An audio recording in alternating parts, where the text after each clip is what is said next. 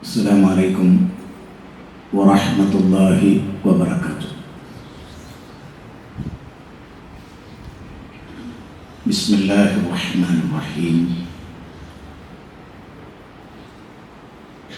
الحمد لله رب العالمين، والصلاة والسلام على رسوله الأمين وعلى آله وصحبه أجمعين، أما بعد. رب اشرح لي صدري ويسر لي أمري واحلل عقدة من لساني يفقهوا قولي. أعوذ بالله من الشيطان الرجيم. بسم الله الرحمن الرحيم. يا أيها الناس اتقوا ربكم الذي خلقكم من نفس واحدة وخلق منها زوجها وبث منهما رجالا كثيرا ونساء. اتقوا الله الذي تساءلون به والأرحام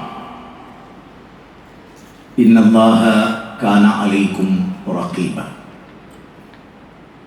يا أيها الذين آمنوا اتقوا الله حق تقاته ولا تموتن إلا وأنتم مسلمون. വളരെയേറെ സ്നേഹ ബഹുമാന ആദരവുള്ള സത്യവിശ്വാസികളായിട്ടുള്ള സഹോദരങ്ങളെ, വിശ്വാസിനികളായിട്ടുള്ള സഹോദരിമാരെ, അള്ളാഹുവിനെ എത്ര സ്തുതിച്ചാലും അതൊന്നും അധികമാവില്ല എന്നത് ഈ പള്ളി കാണുമ്പോൾ നമുക്ക് മനസ്സിലാവും. പള്ളി മനോഹരമാവുക, പള്ളിയിൽ നടക്കുന്ന ഇബാദത്തുകളെല്ലാം അല്ലാഹുവും റസൂലും പഠിപ്പിച്ച പോലെയാവുക, ഇതെല്ലാം വലിയൊരു ഭാഗ്യമാണ്. ആ ഭാഗ്യം ലഭിച്ചവരാണ് നമ്മളൊക്കെ. ഭൂമുഖത്ത് ഏറ്റവും ഇഷ്ടമുള്ള, പറയാൻ ഇമ്പമുള്ള, കണ്ണുകൾ നനയുന്ന, ഹൃദയം വിറകൊള്ളുന്ന സബ്ജക്റ്റുകളിൽ ഒന്നാണ് ഇന്ന് നാം ഇവിടെ തിരഞ്ഞെടുത്തത്. അല്ലാഹു സുബ്ഹാനഹു വ തആല ഭൂമിയിലേക്ക് നോക്കി.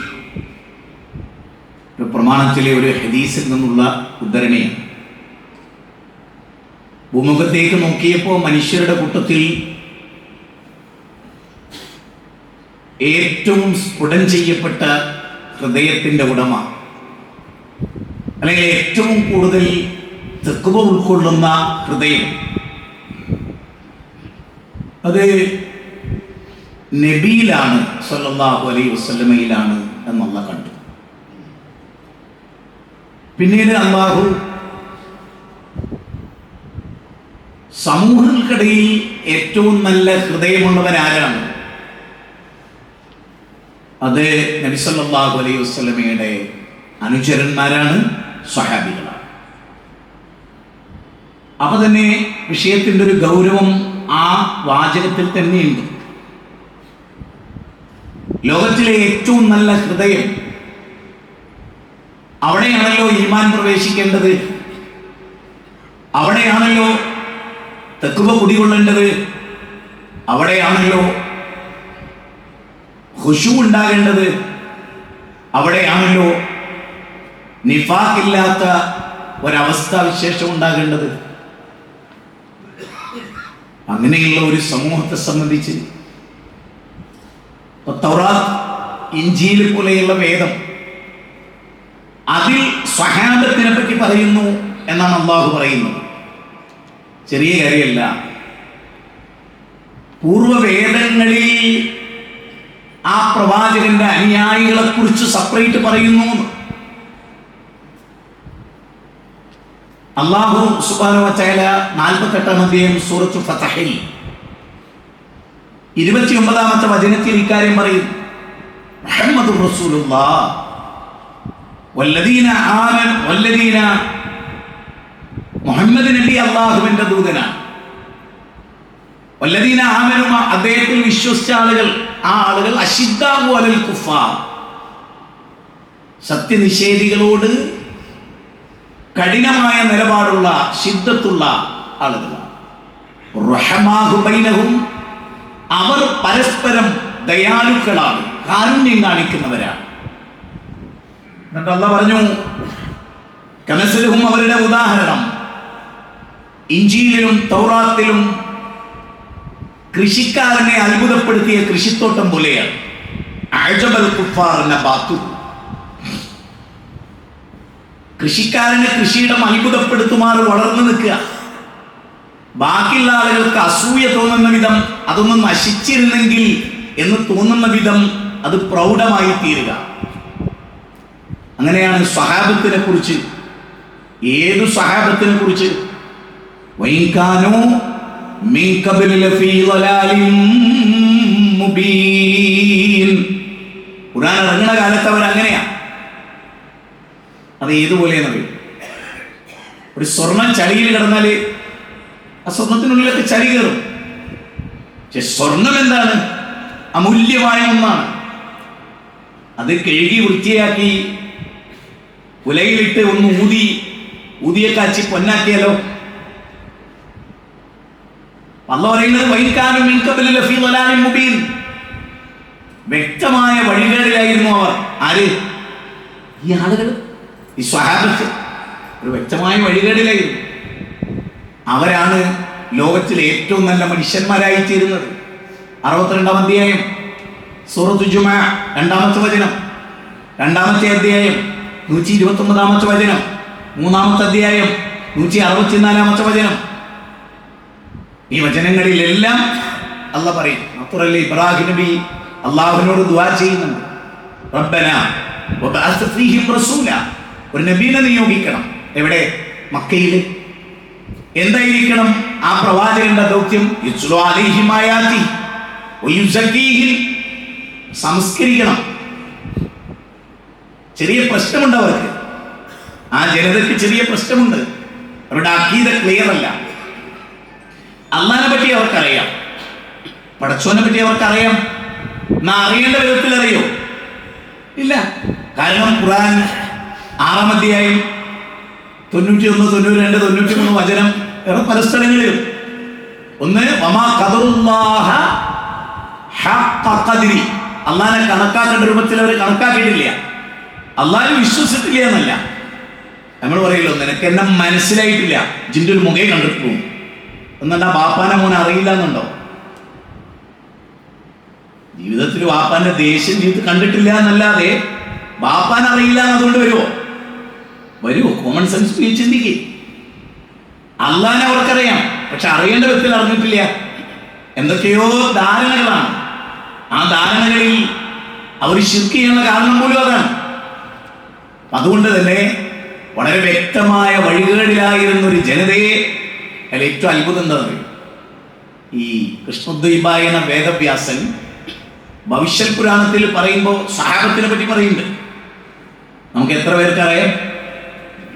ആ സഹാബികളെ പറ്റി പറയുമ്പോൾ തന്നെ അദ്ദേഹം പറയണമെന്നറിയോ? ലിംഗഛേദശിഖാഹീന മുഹമ്മദ് നബിയുടെ സ്വഹാബിമാർ ചേലാകർമ്മം ചെയ്യും. ഉറക്ക നമസ്കാരത്തിന് വേണ്ടി ബാങ്ക് കൊടുക്കും. ഏത്? ഭവിഷ്യത് പുരാണത്ത് പറയാണ്. ചേലാകർമ്മം ചെയ്യും, ഉറക്കെ ബാങ്ക് കൊടുക്കും. മുസൈലിമന്മാരെന്ന്, മുസ്ലിങ്ങളെന്ന് അവർ സ്വയം അവരെ സംബന്ധിച്ച് പരിചയപ്പെടുത്തുകയും ചെയ്യും. അങ്ങനെയൊരു സമൂഹം, അവരുടെ ക്വാളിറ്റിയൊക്കെ ഒരുപാട് വിശദീകരിക്കേണ്ട അവിടെ. പക്ഷെ നമുക്കിതൊന്നും അറിയാനോ മനസ്സിലാക്കാനോ ഒന്നും നേരമില്ല. സത്യത്തിൽ ഇവിടെയുള്ള എല്ലാ മനുഷ്യർക്കും ഈ ദൂതനെ പരിചയപ്പെടുത്തേണ്ടവരാണ് നമ്മൾ. ഈ ദൂതൻ ആരാണെന്നും ഈ ദൂതന്റെ അനുയായികൾ ആരാണെന്നും നിങ്ങൾ നോക്ക്. നമ്മുടെ കുട്ടികളോട് നിങ്ങൾ വെറുതെ, നമ്മുടെ പള്ളിയിലൊക്കെ നിസ്കരിക്കാൻ വരുന്ന കുട്ടികളെ അവരെ പിറകിലാരുള്ളത്? ഫുട്ബോൾ താരങ്ങളാണ്, ലോക ക്രിക്കറ്റ് താരങ്ങളാണ്, അന്താരാഷ്ട്ര സ്പോർട്സിൽ പങ്കെടുക്കുന്ന ആളുകളാണ്, അല്ലെങ്കിൽ മെഗാസ്റ്റാറുകളാണ്, സൂപ്പർ സ്റ്റാറുകളാണ്. സത്യത്തിൽ നിങ്ങൾ ആലോചിച്ച് നോക്കൂ, ഒരുപാട് ശാസ്ത്രീയ കോൺട്രിബ്യൂഷൻ നൽകിയ ഒരാളുടെ ഫോട്ടോ ടീഷർട്ടിലുണ്ടോ? വേണ്ടാതെ. രാഷ്ട്രപിതാവായ ഗാന്ധിജിയുടെ ഫോട്ടോ ടീഷർട്ടിലുണ്ടോ? 4 പന്ത് തട്ടി എന്നുള്ളതാണ് ലോകത്തെല്ലാവരുടെ ടീഷർട്ടിലും എന്ന് പറഞ്ഞതിന്റെ അർത്ഥം എന്താ അറിയോ? പ്രധാനപ്പെട്ടതിലേ അല്ല ലോകത്തെ യൂത്ത്. ജീവിതത്തിലെ നിങ്ങൾ ബൾബ് കത്തിക്കുന്നുണ്ടെങ്കിൽ അത് റൊണാൾഡോന്റെ സംഭാവനയല്ല. നിങ്ങൾ സ്വാതന്ത്ര്യ രാജ്യത്ത് ജീവിക്കുന്നുണ്ടെങ്കിൽ അത് ഈ പറഞ്ഞ ഫുട്ബോൾ താരങ്ങളുടെ സംഭാവനയല്ല. ഒരു ചെറുതാക്കല്ല ഞാൻ. പക്ഷേ നമുക്ക് ഏറ്റവും പ്രധാനം അവരൊക്കെ ആയിത്തീരുന്നത് എന്തുകൊണ്ടാണ്? നമുക്ക് ജീവിതത്തിൽ പ്രധാനം എന്താണെന്ന് ഇപ്പോഴും അറിയില്ല. ജീവിതത്തിൽ ഏറ്റവും ഗൗരവമായി കാണേണ്ടതൊന്നും നമുക്ക് ആർക്കും അറിയില്ല. നിങ്ങൾ സോഷ്യൽ മീഡിയ നിങ്ങൾ നോക്ക്. ലോകത്തൊരു നിലക്ക് ഒരാളും നാവിലൂടെയും പ്രശംസിക്കാൻ പാടില്ലാത്ത 2 പെൺകുട്ടികളല്ലേ കേരളത്തിലെ മുഴുവൻ ചാനലുകളും ചർച്ച ചെയ്യുന്നത്? അതായത് ആ 2 ജന്മങ്ങളെ കുറിച്ച് പ്രശംസയുടെ അരവാക്ക് പറഞ്ഞാൽ ഇത് ലോകത്തോട് ചെയ്യുന്ന ഏറ്റവും വലിയ അതിക്രമമാണ്. എന്നിട്ടും ആ കുട്ടികളെ പറ്റിയല്ലേ എല്ലാവരും പറയുന്നത്? ആ കുട്ടികളുടെ ബിഗ് ബോക്സ് പങ്കെടുക്കുന്നത്, ആ കുട്ടികളുടെ അവദാനങ്ങളല്ലേ വാഴ്ത്തപ്പെടുന്നത്? എന്തേ അവർ ലോകത്തിന് ചെയ്ത്? സ്കൂൾ ഉണ്ടാക്കിയോ? സയൻസ് കോളേജ് ഉണ്ടാക്കിയോ? ആസ്ട്രോണമിയിൽ സംഭാവന സമർപ്പിച്ചോ? ഒട്ട് അറ്റ്ലീസ്റ്റ് പാവപ്പെട്ടൊരുത്തന് അര വായുകൂടി കൊടുത്തോ ജീവിതത്തിൽ? പിന്നെന്താ? ലോകത്തോളം നേടിയ പുരോഗതി ഇനി പാടില്ല എന്ന് വാദിച്ച കുട്ടികൾ അവർ 2 പേരും. ഇനി എയർപോർട്ട് വേണ്ടാന്ന് തൊള്ളോണ്ട് പരസ്യമായിട്ട് പറഞ്ഞ കുട്ടികൾ അവര്. എയർപോർട്ട് വേണ്ട, സ്കൂൾ വേണ്ട, കോളേജ് വേണ്ട, പുരോഗതി വേണ്ട, എക്സ്പ്രസ് ഹൈവേ വേണ്ട, വിമാനം കണ്ടെത്തേണ്ടതില്ല, ഇനി ഒന്നും വേണ്ട, ഞങ്ങൾ 2 ആളോടുകൂടി ലോകം അവസാനിക്കണം വിശ്വസിച്ച കുട്ടികൾ അവര്. പക്ഷെ കേരളം ഇന്ന് മന്ദബുദ്ധികളുടെ നാടായി മാറിയത് കൊണ്ട് ഏറ്റവും വിവരദോഷികൾക്ക് ഏറ്റവും വലിയ പ്രാധാന്യമാണ് കേരളത്തിൽ. നിങ്ങൾ പല സംഗതി ആലോചിച്ചു. പണ്ടൊക്കെ മനുഷ്യനെ സംബന്ധിച്ചിടത്തോളം എന്ത് കാര്യത്തിന് നമ്മൾ ഇറങ്ങിത്തിരിക്കുകയാണ്? ഒരു കട ഉദ്ഘാടനം ചെയ്യുക. അപ്പൊ തങ്ങന്മാരിൽ വിശ്വാസമുള്ള ആളുകൾ തങ്ങന്മാരെ കൊണ്ട് ഉദ്ഘാടനം ചെയ്യും. ഞാനിത് ആരെയും കുറ്റം പറയല്ല, ഞാനതിൻ്റെ ഒരു പോയിന്റ് പറയാം. എന്തിനാ അത്? ഒരു പ്രാർത്ഥന കിട്ടും അല്ലേ മെയിന്? ബർക്കത്ത് ഉണ്ടാവണം അല്ലേ മെയിന്? അല്ലേ?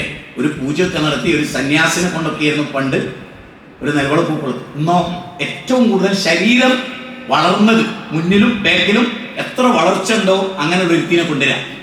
അവൾ ചെയ്ത സംഭാവന എന്താ? അത് തന്നെ സംഭാവന ലോകത്തിന്. അത് പറഞ്ഞേ വേറെന്താ? ഒരു പാവപ്പെട്ട കുട്ടിക്ക് വീട് ചൂട്ടുണ്ടോ? ഒരു നോട്ട് പുസ്തകം കേരളത്തിലെ ഏതെങ്കിലും ഒരു കുഞ്ഞിന് വാങ്ങിച്ചു കൊടുത്തിട്ടുണ്ടോ ജീവിതത്തിൽ? നമ്മൾ എന്തിനു പിന്നാലെ പോണ? ചിന്തിക്കാൻ വേണ്ടിയാണ് ഞാൻ നിങ്ങളോട് പറയുന്നത്. അപ്പൊ അപ്രധാനങ്ങളായ കാര്യങ്ങളുടെ പിന്നാലെയാണ് നമ്മൾ പോണതെന്ന് ചുരുക്കം. എങ്കിൽ ഇന്നത്തെ നമ്മുടെ ഈ ക്ലാസ് അവസാനിക്കുമ്പോൾ നാം ആരാകണമെന്ന്, നാം എന്താകണമെന്ന്, നാം ആരെപ്പറ്റി പറയണമെന്ന് നമ്മുടെ കുട്ടികളോട് നിങ്ങൾ ചോദിക്കും. നബി സല്ലല്ലാഹു അലൈഹി വസല്ലം സ്വർഗം കിട്ടും എന്ന് ഉറപ്പായിട്ട് സ്വഹാബികൾക്കൊക്കെ സ്വർഗമാണ്. പക്ഷെ വഹി നൽകിക്കൊണ്ട് ഇവരും സ്വർഗത്തിലാണ് എന്ന് 10 സ്വഹാബിമാരുടെ പേര് നബി സല്ലല്ലാഹു അലൈഹി വസല്ലമയുടെ തിരുനാമം കൊണ്ട് പറഞ്ഞു. നമ്മുടെ മക്കൾക്കറിയോ? 100 ഫുട്ബോൾ താരങ്ങളുടെ പേര് നിങ്ങളെ പേരക്കുട്ടി പറയും. നിങ്ങളെ കുട്ടിയല്ല, നിങ്ങളെ പേരക്കുട്ടി. സത്യല്ലേ? 10 സ്വഹാബിമാരുടെ പേര് ഇരിക്കണം നമുക്കറിയോ? അബൂബക്കർ ജന്ന, ഉമർ ഫിൽ ജന്ന എന്ന് പറഞ്ഞാൽ എന്റെ 10 പേരെ നമ്മൾ പഠിച്ചോ? അത് വളരെ പ്രധാനമായ കാര്യമാണ്. ഞാൻ ഇങ്ങോട്ട് വരുമ്പോ അസംസ്കരിച്ചത് മസ്ജിദു സഹാബ എന്ന് പറയുന്ന ഒരു പള്ളിയാണ്. ആ പള്ളി ഏതെങ്കിലും ഒരു സാബി കണ്ട ഇടിച്ച് പൊളിച്ചുകളും മുനിസിപ്പാലിറ്റി കക്കൂസാന്നാണ് തോന്നുന്നത് ആ പള്ളിയുടെ പരിസരം. നിങ്ങളെ തൊട്ടടുത്ത മസ്ജിദു സഹാബ എന്ന പേര് കേൾക്കുമ്പോൾ നിങ്ങൾക്ക് പള്ളി റോഡ് സൈഡിൽ ഓർമ്മ വരുന്നുണ്ടാവും. 2 പണിക്കാരെ കൊണ്ടാക്കി അവിടെ വൃത്തിയാക്കണം നിന്റെ മനസ്സ് തോന്നിയിട്ടാണ് ഞാൻ പോകുന്നത്. ആ കമ്മിറ്റിക്കാരൻ നാണം കെട്ടി കളയണം. എന്താ കാരണം? അല്ലാഹു സുബ്ഹാനഹു വ തആല കഅബയെ ഉണ്ടാക്കിയപ്പോൾ ഇബ്രാഹിം നബിയോട് പറയുന്നത് എന്താ അറിയോ? ഉണ്ടാക്കാൻ എളുപ്പമാണ് ഇബ്രാഹിം, ഉണ്ടാക്കാൻ എളുപ്പമാണ്. ബാപ്പയും മോനും മനസ്സിലാക്കി. അല്ല പറയാൻ ഇബ്രാഹിം നീയും മോനും ഒരു കാര്യം മനസ്സിലാക്കി, കാബ ഉണ്ടാക്കാൻ എളുപ്പമാണ്. സാധനം മെറ്റീരിയൽസ് ഉണ്ടെങ്കിൽ നല്ല വിദഗ്ധമായി പഠിക്കാം. പക്ഷെ അത് പിന്നീട് നിലനിൽക്കാൻ എന്നൊരു കാര്യമുണ്ടല്ലോ.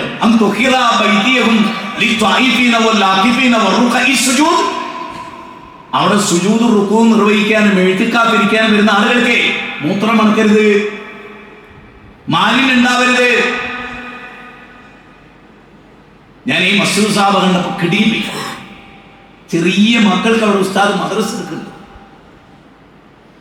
ഞാൻ അവിടെ പള്ളിൻ്റെ ഉള്ളിലൊരു പ്രശ്നം ഉണ്ടാകാൻ വെച്ചിട്ട് മെല്ലെ നൽകി. ഞാൻ നിങ്ങളോട് പറയാം, നിങ്ങളുടെ നാട്ടിലാണ്. ഒരു കാരണവശാലും അവനവന്റെ വീട് അല്ല പള്ളി, അള്ളാന്റെ പള്ളിയാണ്, ബൈത്തുള്ളയാണ്.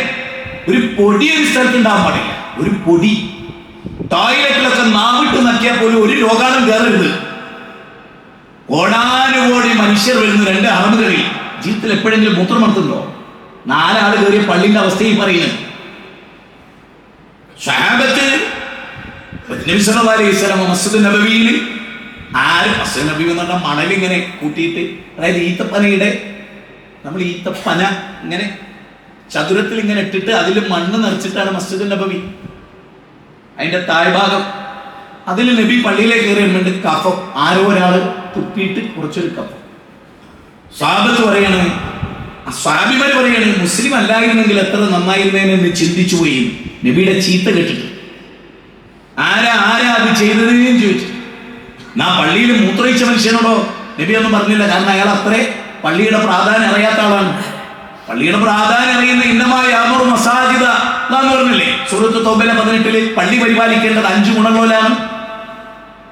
അത്തൊഹൂറു ശത്രുൽ ഈമാൻ, ഈമാൻ വൃത്തിയുടെ പാതിയാണ്. ഞാൻ സാന്ദർഭികമായി പറയാണ്.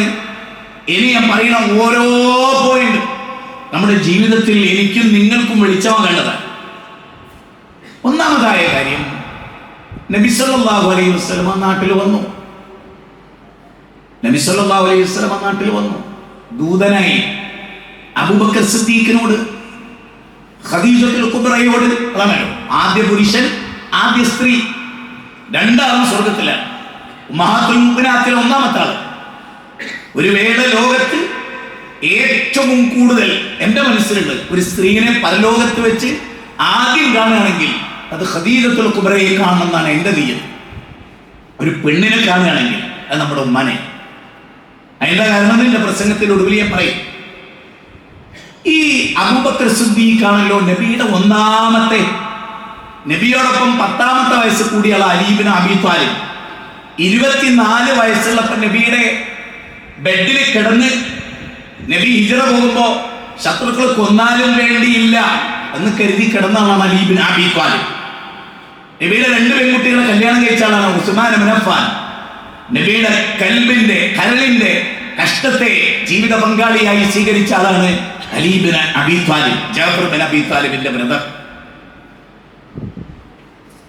ഈ ആളുകളെ സംബന്ധിച്ച് നമ്മൾ പഠിക്കാൻ ഇന്ന് ഇൻഷാ അല്ലാഹ് പല പ്രമുഖമായ സ്വഹാബികളുടെ ജീവിതത്തിലെ ഏതാനും കൊച്ചു സംഭവങ്ങളിലൂടെ എന്നാൽ അതീവ ഗൗരവമായ മെസ്സേജ് ലോകത്തിന് നൽകുന്ന ചില പോയിന്റുകളിലൂടെ കടന്നു പോവുകയാണ്. അതിൽ ഒന്നാമത്തത്, സ്വർഗത്തിന്റെ 8 വാതിലുകളിലൂടെ കടന്നു പോകുമെന്ന് ഖുർആൻ ഗ്യാരണ്ടി നൽകിയ ആളാണ് അബൂബക്കർ സിദ്ദീഖ് റളിയല്ലാഹു അൻഹു. തഫ്സീറുകളിൽ കാണാം, സൂറത്ത് റഅദ് 13-ാമത്തെ അധ്യായമാണ്. 21, 22, 23, 24, 25 വചനം. അതിലാണ് പറയുക, സ്വർഗത്തിന്റെ 8 വാതിലുകളിലൂടെ മലക്കുകൾ വിളിക്കും. എന്നിട്ട് പറയും, സലാമുൻ അലൈക്കും ബിമാ സബർതും ഫനിഅമ ഉഖ്ബദ്ദാർ. സ്വർഗത്ത് പോയിക്കോളി. സ്വർഗത്തിന്റെ 8 വാതിലുകളിലൂടെ വിളിക്കപ്പെടും. നബി സല്ലല്ലാഹു അലൈഹി വസല്ലം പറയുന്ന ചില ആളുകൾ സ്വർഗത്തിന്റെ 8 വാതിലുകളിലൂടെ കടന്നു പോകും. അവൻ നബിയേ, എന്റെ കാര്യമോ അബൂബക്കറേ, അങ്ങനെ ഒരാളുടെ കൂട്ടത്തിലാണ് അങ്ങേ ഞാൻ കാണുന്നത് അബൂബക്കറേ എന്ന് കള്ളം പറയാത്ത തിരുനബിയുടെ നാമം കൊണ്ട് പറഞ്ഞ ആളാണ് അബൂബക്കർ സിദ്ദീഖ്.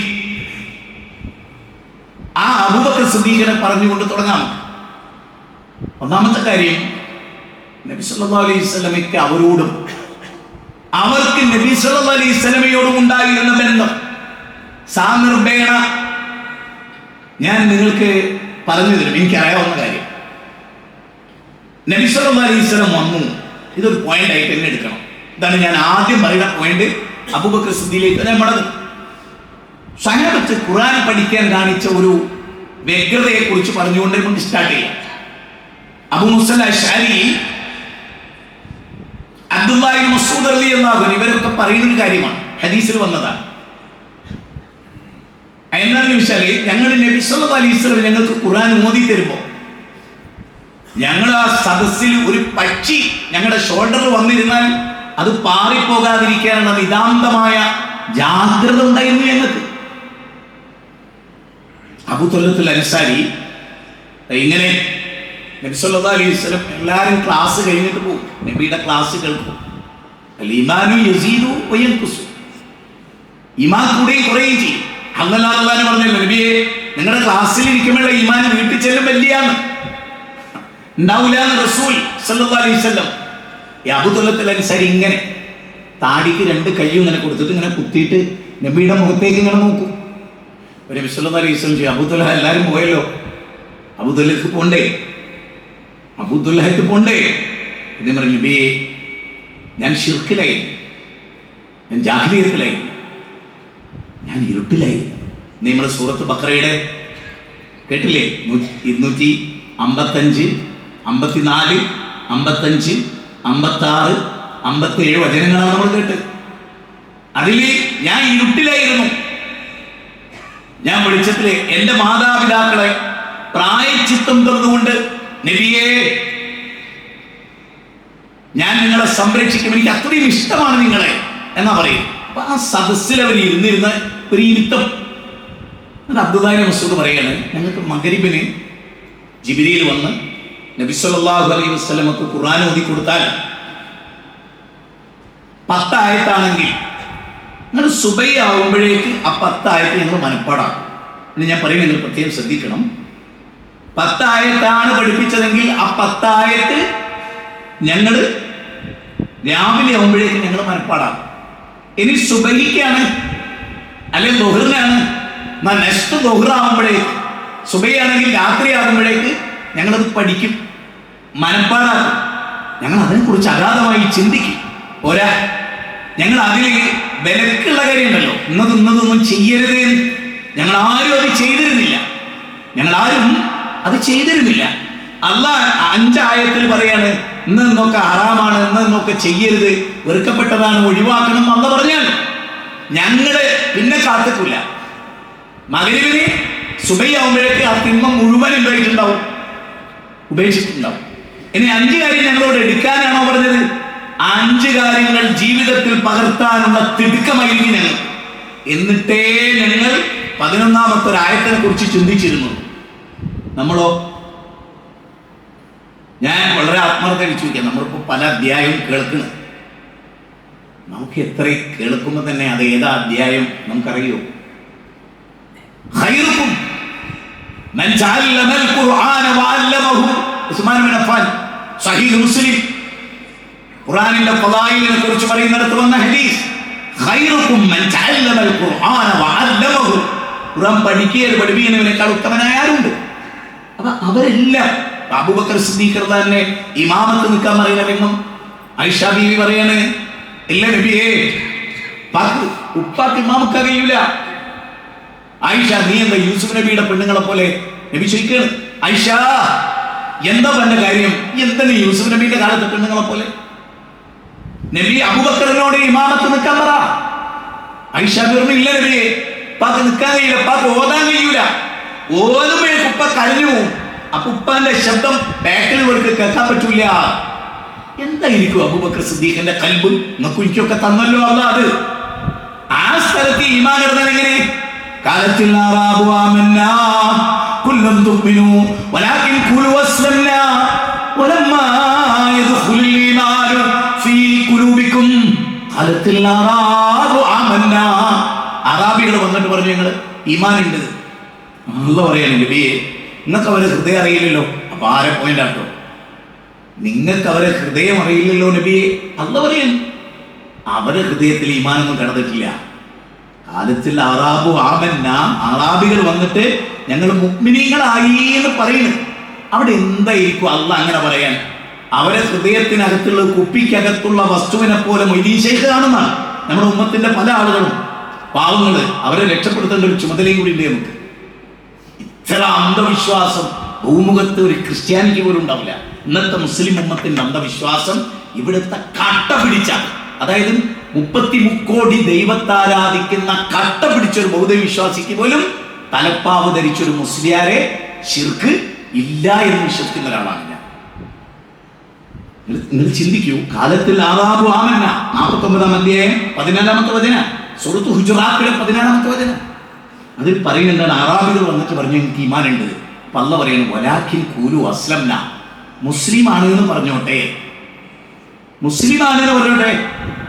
ഒരാള് ഇസ്ലാമിക സമൂഹത്തിലെ മെമ്പറായാൽ നിങ്ങൾ തടുക്കണ്ട. പക്ഷെ ഈമാനുണ്ട് എന്ന് പറയണമെങ്കിൽ വലമ്മാ യദ്ഖുലുൽ ഈമാനു ഫീ ഖുലൂബിക്കും, ഹൃദയത്തിൽ ആ സാധനം കിടക്കണം. നബി സല്ലല്ലാഹു അലൈഹി വസല്ലം പറയുന്നത്, നാവ് കൊണ്ട് വിശ്വസിക്കുകയും ഹൃദയം കൊണ്ട് നിഷേധിക്കുകയും ചെയ്തവരെ, നാവ് കൊണ്ട് മുഅ്മിനാവുകയും ഹൃദയം കൊണ്ട് മുഅ്മിനാകാതെ പോവുകയും ചെയ്തവരെ. ഖുർആനിലെ ആയത്തും ഹദീസും കൃത്യം. ഇപ്പോഴത്തെ ഈമാൻ കടന്ന ഒരാളായിരുന്നു അബൂബക്കർ സിദ്ദീഖ് റളിയല്ലാഹു. അബൂബക്കർ സിദ്ദീഖ് റളിയല്ലാഹു നബിയുടെ വഫാത്തിന് ശേഷം 2 കൊല്ലവും 3 മാസവും 10 ദിവസവും ജീവിച്ച ആളാണ്.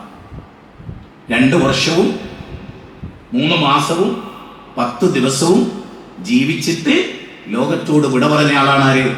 അബൂബക്കർ സിദ്ദീഖ് റളിയല്ലാഹു. ആയിഷ ബീവിയുടെ ഉപ്പയാണ്, നബിയുടെ ഭാര്യാപിതാവാണ്, നബിയുടെ ചങ്കാണ്. തിരിച്ചു വന്നിട്ട് ഈ അബൂബക്കർ സിദ്ദീഖ് റളിയല്ലാഹുവിനെ കുറിച്ച് നമ്മൾ ശരിക്കും അറിഞ്ഞ ചില കാര്യങ്ങൾ, മനസ്സിലാക്കിയ കാര്യങ്ങൾ നമ്മൾ നമ്മുടെ ജീവിതത്തിലേക്ക് കൊണ്ടുവന്നിട്ടുണ്ടോ എന്നുള്ളത് ആലോചിക്കേണ്ട ഒരു കാര്യം. ഒരു ഉദാഹരണം, അബൂബക്കർ സിദ്ദീഖ് റളിയല്ലാഹു വന്നിട്ട് ഒരു ശത്രു ഭയങ്കര തെറി ഇങ്ങനെ പറഞ്ഞുകൊണ്ടിരിക്കുക, പൊളിച്ച തെറി ഇങ്ങനെ പറഞ്ഞുകൊണ്ടിരിക്കുക. നബി സല്ലല്ലാഹു അലൈഹി വസല്ലം അബൂബക്കർ സിദ്ദീഖിന്റെ കൂടെ ഇരിക്കുന്നു. ആലോചിച്ചു, നബി സല്ലല്ലാഹു അലൈഹി വസല്ലമയുടെ അടുത്ത് ഇരിക്കാനുള്ള ഒരു ഭാഗ്യം കിട്ടിയ ആളാണ് അബൂബക്കർ സിദ്ദീഖ് റളിയല്ലാഹു. ഞാൻ ഇവിടെ ഒരു വളരെ പ്രധാനമായിട്ട് നൂഹ് നബി അലൈഹി സ്വലാമിന്റെ കൂടെ കുറച്ച് സഹാബികൾ ഉണ്ടായിരുന്നല്ലോ, 12 ആള്, അല്ലെങ്കിൽ മറ്റൊരു റിപ്പോർട്ട് പ്രകാരം 40 ആള്. ഈ 40 ആളെ കുറിച്ച് നമുക്ക് ആർക്കും അറിയില്ല, അവരുടെ പേരറിയില്ല, ഒരു ജീവിതം അറിയില്ല, ഇവരെന്തായിരുന്നു എന്നറിയില്ല, പലതും അറിയില്ല. മൂസാ നബിയുടെ കൂടെയാണ് ഏറ്റവും കൂടുതൽ അനുയായികളുണ്ട്. നബിയുടെ അപ്പുറത്ത് ജീവിച്ച ഏതെങ്കിലും ഒരു നബിയുടെ കൂടെ എണ്ണത്തിൽ കൂടുതൽ ആളുണ്ടെങ്കിൽ അത് മൂസാ അലൈഹി ഇസ്ലാമിന്റെ കൂടെ മാത്രമാണ്. നബി സല്ലല്ലാഹു അലൈഹി വസല്ലം ഒരു സ്വപ്നം കണ്ടു. ഇബ്നു അബ്ബാസ് റളിയല്ലാഹു അൻഹു പറയാണ്, നബി കാണുകയാണ്, നബി സ്വപ്നം കാണുന്നത് പൂർവ്വ പ്രവാചകന്മാരെ കാണുകയാണ്. അപ്പൊ നബി പറയാണ്, ഒരു നബി, ആ നബിയുടെ കൂടെ 1-2 ആള്, വേറൊരു നബി, എണ്ണത്തിൽ കുറച്ചാള്, വേറൊരു നബി, ആരുമില്ല. ആ നബിയുടെ ദേവത്ത് സ്വീകരിക്കാൻ ഒരു മനുഷ്യനുമില്ല. നൂഹ് നബിയുടെ തന്നെ ദേവത്ത് എങ്ങനെയാ? ഖാല റബ്ബി ഇന്നി ദഅഉതു ഖൗമി ലൈലൻ വനഹാറ ഫലം യസിദുഹും ദുആഇ ഇല്ലാ ഫിറാറ. 71-ാം അധ്യായം 5-6 വചനം. രാവും പകലും ഞാൻ അവരെ വിളിച്ചു, പക്ഷെ എന്റെ വിളി അവരുടെ ഓടിപ്പോക്ക് വർദ്ധിപ്പിച്ചതല്ലാതെ ഇല്ല. ഇന്നിപ്പോ ഞാൻ പറയണം, ഞാൻ പ്രസംഗിക്കുമ്പോൾ ആൾക്കാർ ഓടിപ്പോകുക എന്ന് പറഞ്ഞാൽ നമ്മളെന്താ പറയുക, കയ്യിലിരിപ്പുകൊണ്ടാണ്. നൂഹ് നബിന്റെ കാലത്ത് നമ്മളില്ലാന്ന് അദ്ദേഹം രക്ഷപ്പെട്ടു.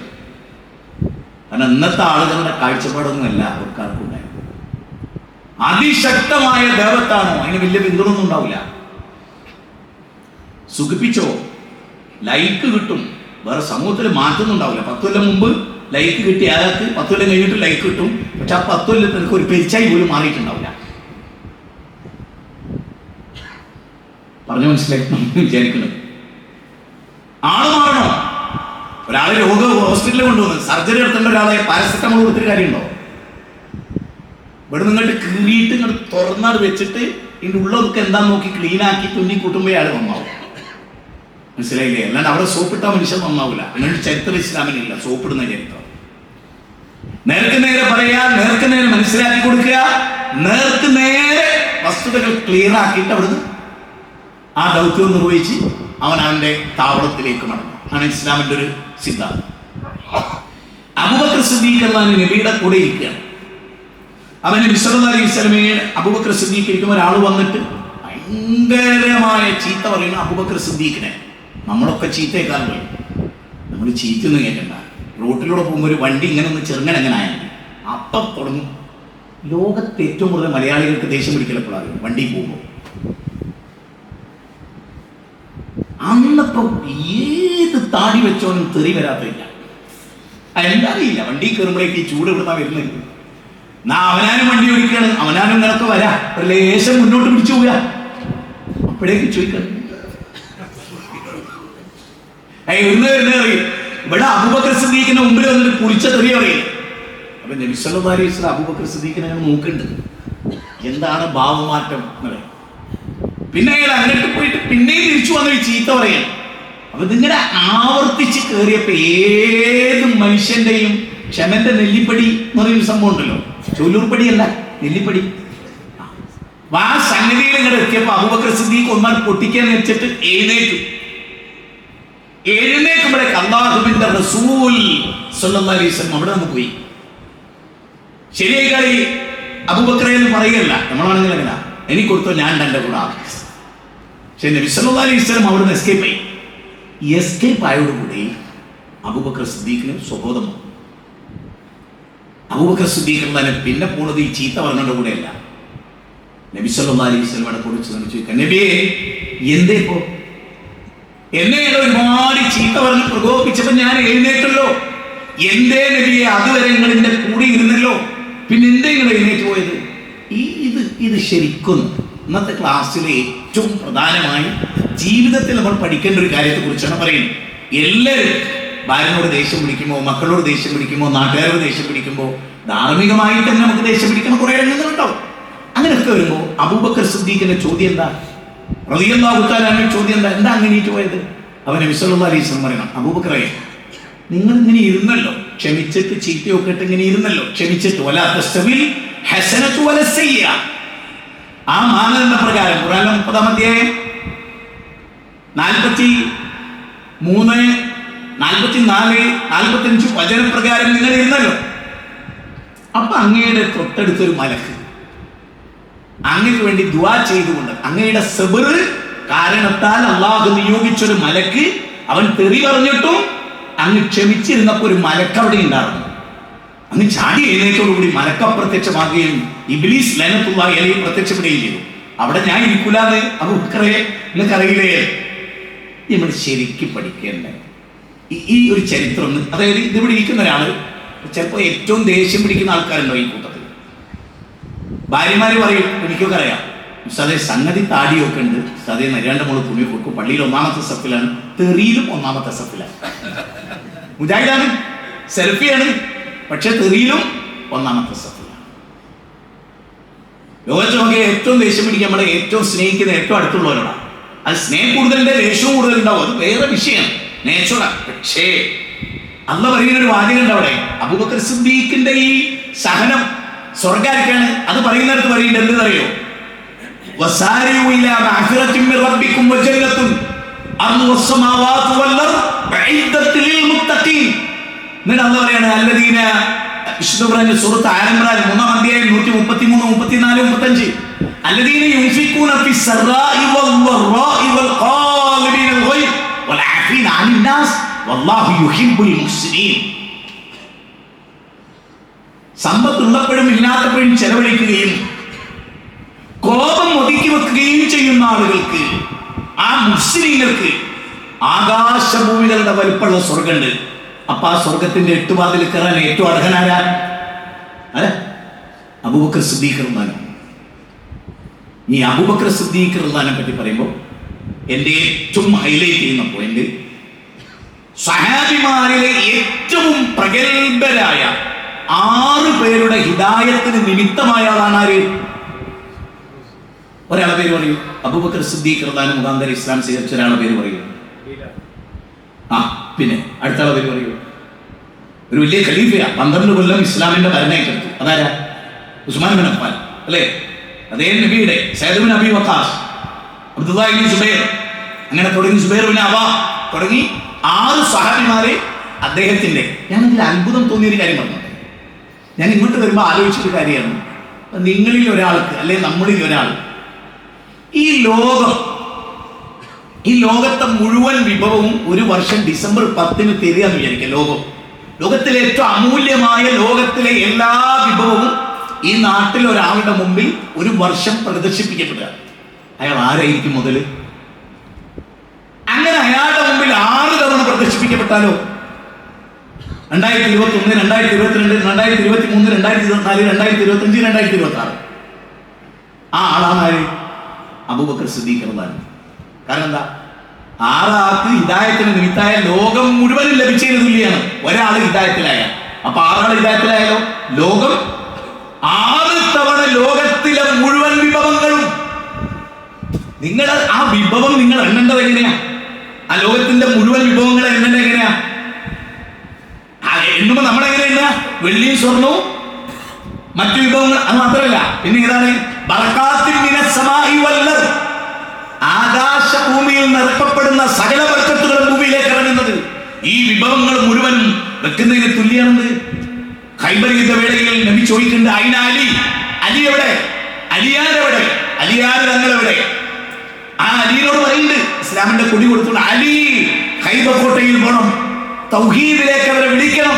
അലി നീ കാരണമായ ഒരാൾ ഹിദായത്തിലായാൽ മഞ്ഞ ഒട്ടകക്കൂട്ടങ്ങൾ കിട്ടുന്ന പോലെ, അല്ലെങ്കിൽ ചുവന്ന ഒരു ഒട്ടകം കിട്ടുന്ന പോലെ, അല്ലെങ്കിൽ ലോകത്തുള്ള മുഴുവൻ വിഭവങ്ങളും കിട്ടുന്നതിന് പകരമാണ്, തുല്യമാണ് ആ ഒരു മനുഷ്യന്റെ ഹിദായത്ത്. ഇനി ഞാനൊരു ഇത് പറയാം. ഉസ്മാൻ ഇബ്നു അഫ്ഫാൻ അബൂബക്കർ സിദ്ദീഖ് റളിയല്ലാഹുവിന്റെ ദേവത്തിലൂടെ അവിടെ ഒരു കാര്യം കൂടി പറയാം. അബൂബക്കർ സിദ്ദീഖ് റളിയല്ലാഹു യൂണിറ്റ് മെമ്പറായി അവിടെ സ്റ്റേജ് കെട്ടി വയലിറങ്ങിട്ട ഉസ്മാൻ ഇബ്നു അഫ്ഫാൻ ഹിദായത്തായത് അതിപ്പോൾ പറയേണ്ട ഒരു കാര്യമാണ് അല്ല. പിന്നെ ഓരോരുത്തരെ കിട്ടുമ്പോൾ അവരോട് പറയാം. അങ്ങനെ ദേവത്തെടുത്തുന്ന എത്ര ആൾ ഈ കൂട്ടത്തിലുണ്ട്? ഇനി അങ്ങനെ നമുക്ക് സ്റ്റേജ് ഒന്നും കിട്ടാൻ പറ്റിക്കൊള്ളുന്നില്ല. 2025 നവംബർ കഴിഞ്ഞോ? 2025 നവംബർ 25-ാം തീയതി കഴിഞ്ഞോ? രാമരാജ്യം നിലവിൽ വന്നു, അറിഞ്ഞോ? ഇല്ലേ? നമ്മുടെ പ്രധാനമന്ത്രി രാമരാജ്യം പ്രഖ്യാപിച്ചു, അറിഞ്ഞില്ല? 2025 രാമക്ഷേത്രം പൂർത്തിയായപ്പോ രാമക്ഷേത്രം പൂർത്തിയായി എന്നല്ല നരേന്ദ്രമോദി പറഞ്ഞത്, രാമരാജ്യം നിലവിൽ വന്നു. അപ്പൊ ഇതിലൂടെയൊക്കെ കഴിഞ്ഞ് നമുക്ക് പബ്ലിക്കിലെ പ്രസംഗമൊക്കെ നിന്നാൽ നമുക്ക് ദൈവത്വം വേണ്ടേ? വേണം. അപ്പൊ എന്താ വേണ്ടേ? ആദ്യമേ ഒന്ന് ശീലിക്കണം. എങ്ങനെ? കാണുന്ന വ്യക്തികളോടൊക്കെ ഇത് പറഞ്ഞിട്ടൊന്ന് പഠിക്കണം. അങ്ങനെ സമയമാണത്. ഇവിടെ അബൂബക്കർ സിദ്ദീഖ് ഈ ഉസ്മാൻ ഇബ്നു അഫ്ഫാൻ റൂമാ കിണർ ഇന്നുണ്ട്. 20,000 ദിർഹം കൊടുത്ത് അലി റളിയല്ലാഹു വാങ്ങിച്ച റൂമാ കിണറില്ലേ, ഞാൻ അത് കണ്ടു മദീനയിൽ പോയിട്ട്. ഈ റൂമാ കിണർ കണ്ടു. ഈ റൂമാ കിണറിൽ സൂര്യൻ ഇങ്ങനെ അങ്ങോട്ട് അടിച്ചാൽ വെട്ടിത്തിളങ്ങുന്ന വെള്ളം ഒരു ജൂതന്റെ കയ്യിലായിരുന്നു, സമൃദ്ധമായിരുന്നു ആ കിണറിലെ വെള്ളം. അത് മുസ്ലിങ്ങൾക്ക് വേണ്ടി ഉസ്മാൻ ഇബ്നു അഫ്ഫാൻ റളിയല്ലാഹു വാങ്ങിച്ചു കൊടുത്താണ്. ഞാൻ അപ്പം ആലോചിച്ചപ്പോൾ എന്നറിയോ, ഈ കിണറിൽ വെള്ളം നിലനിൽക്കുന്ന കാലമത്രയും, ഈ കിണറിൽ വെള്ളം ഉപയോഗിക്കുന്ന കാലമത്രയും ഉസ്മാൻ ഇബ്നു അഫ്ഫാന് പ്രതിഫലമുണ്ട്. പിന്നെ ആർക്കുണ്ട്? ഈ കിണറിന്റെ പേരിൽ ആർക്കുണ്ട്? അബൂബക്കർ സിദ്ദീഖിന് ഉണ്ട്. എന്താ ഒന്ന് വിചാരിച്ച്?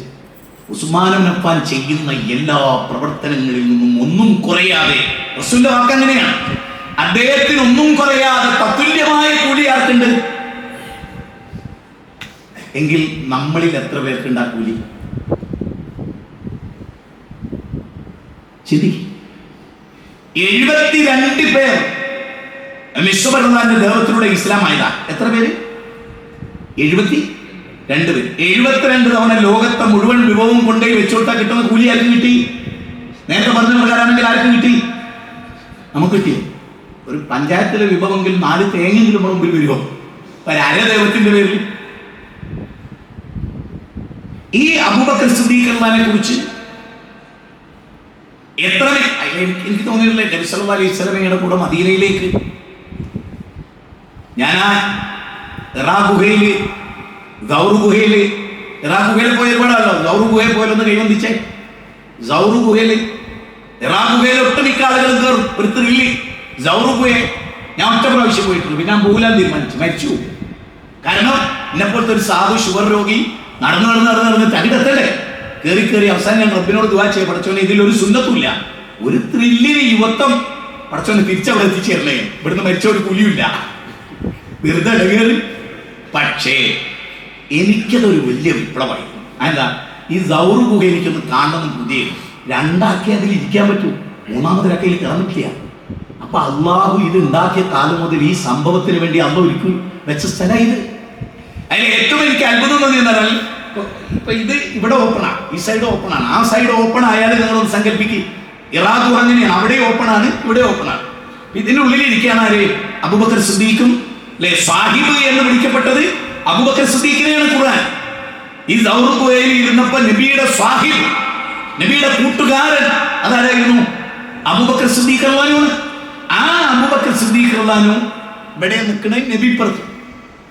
എപ്പോഴും അബൂബക്കർ സിദ്ദീഖിന്റെ ചിന്ത എന്താണെന്ന് വെച്ചാൽ, നബീനെ അപ്പുറത്താക്കിയിട്ടില്ലെങ്കിൽ നബീനെ അപ്പുറത്താക്കി അവർ കുന്തുകൊണ്ട് കുത്തിയാലോ, അദ്ദേഹത്തിന്റെ മനസ്സിലൂടെ കടന്നു പോകുന്ന ചിന്തകളാണ്.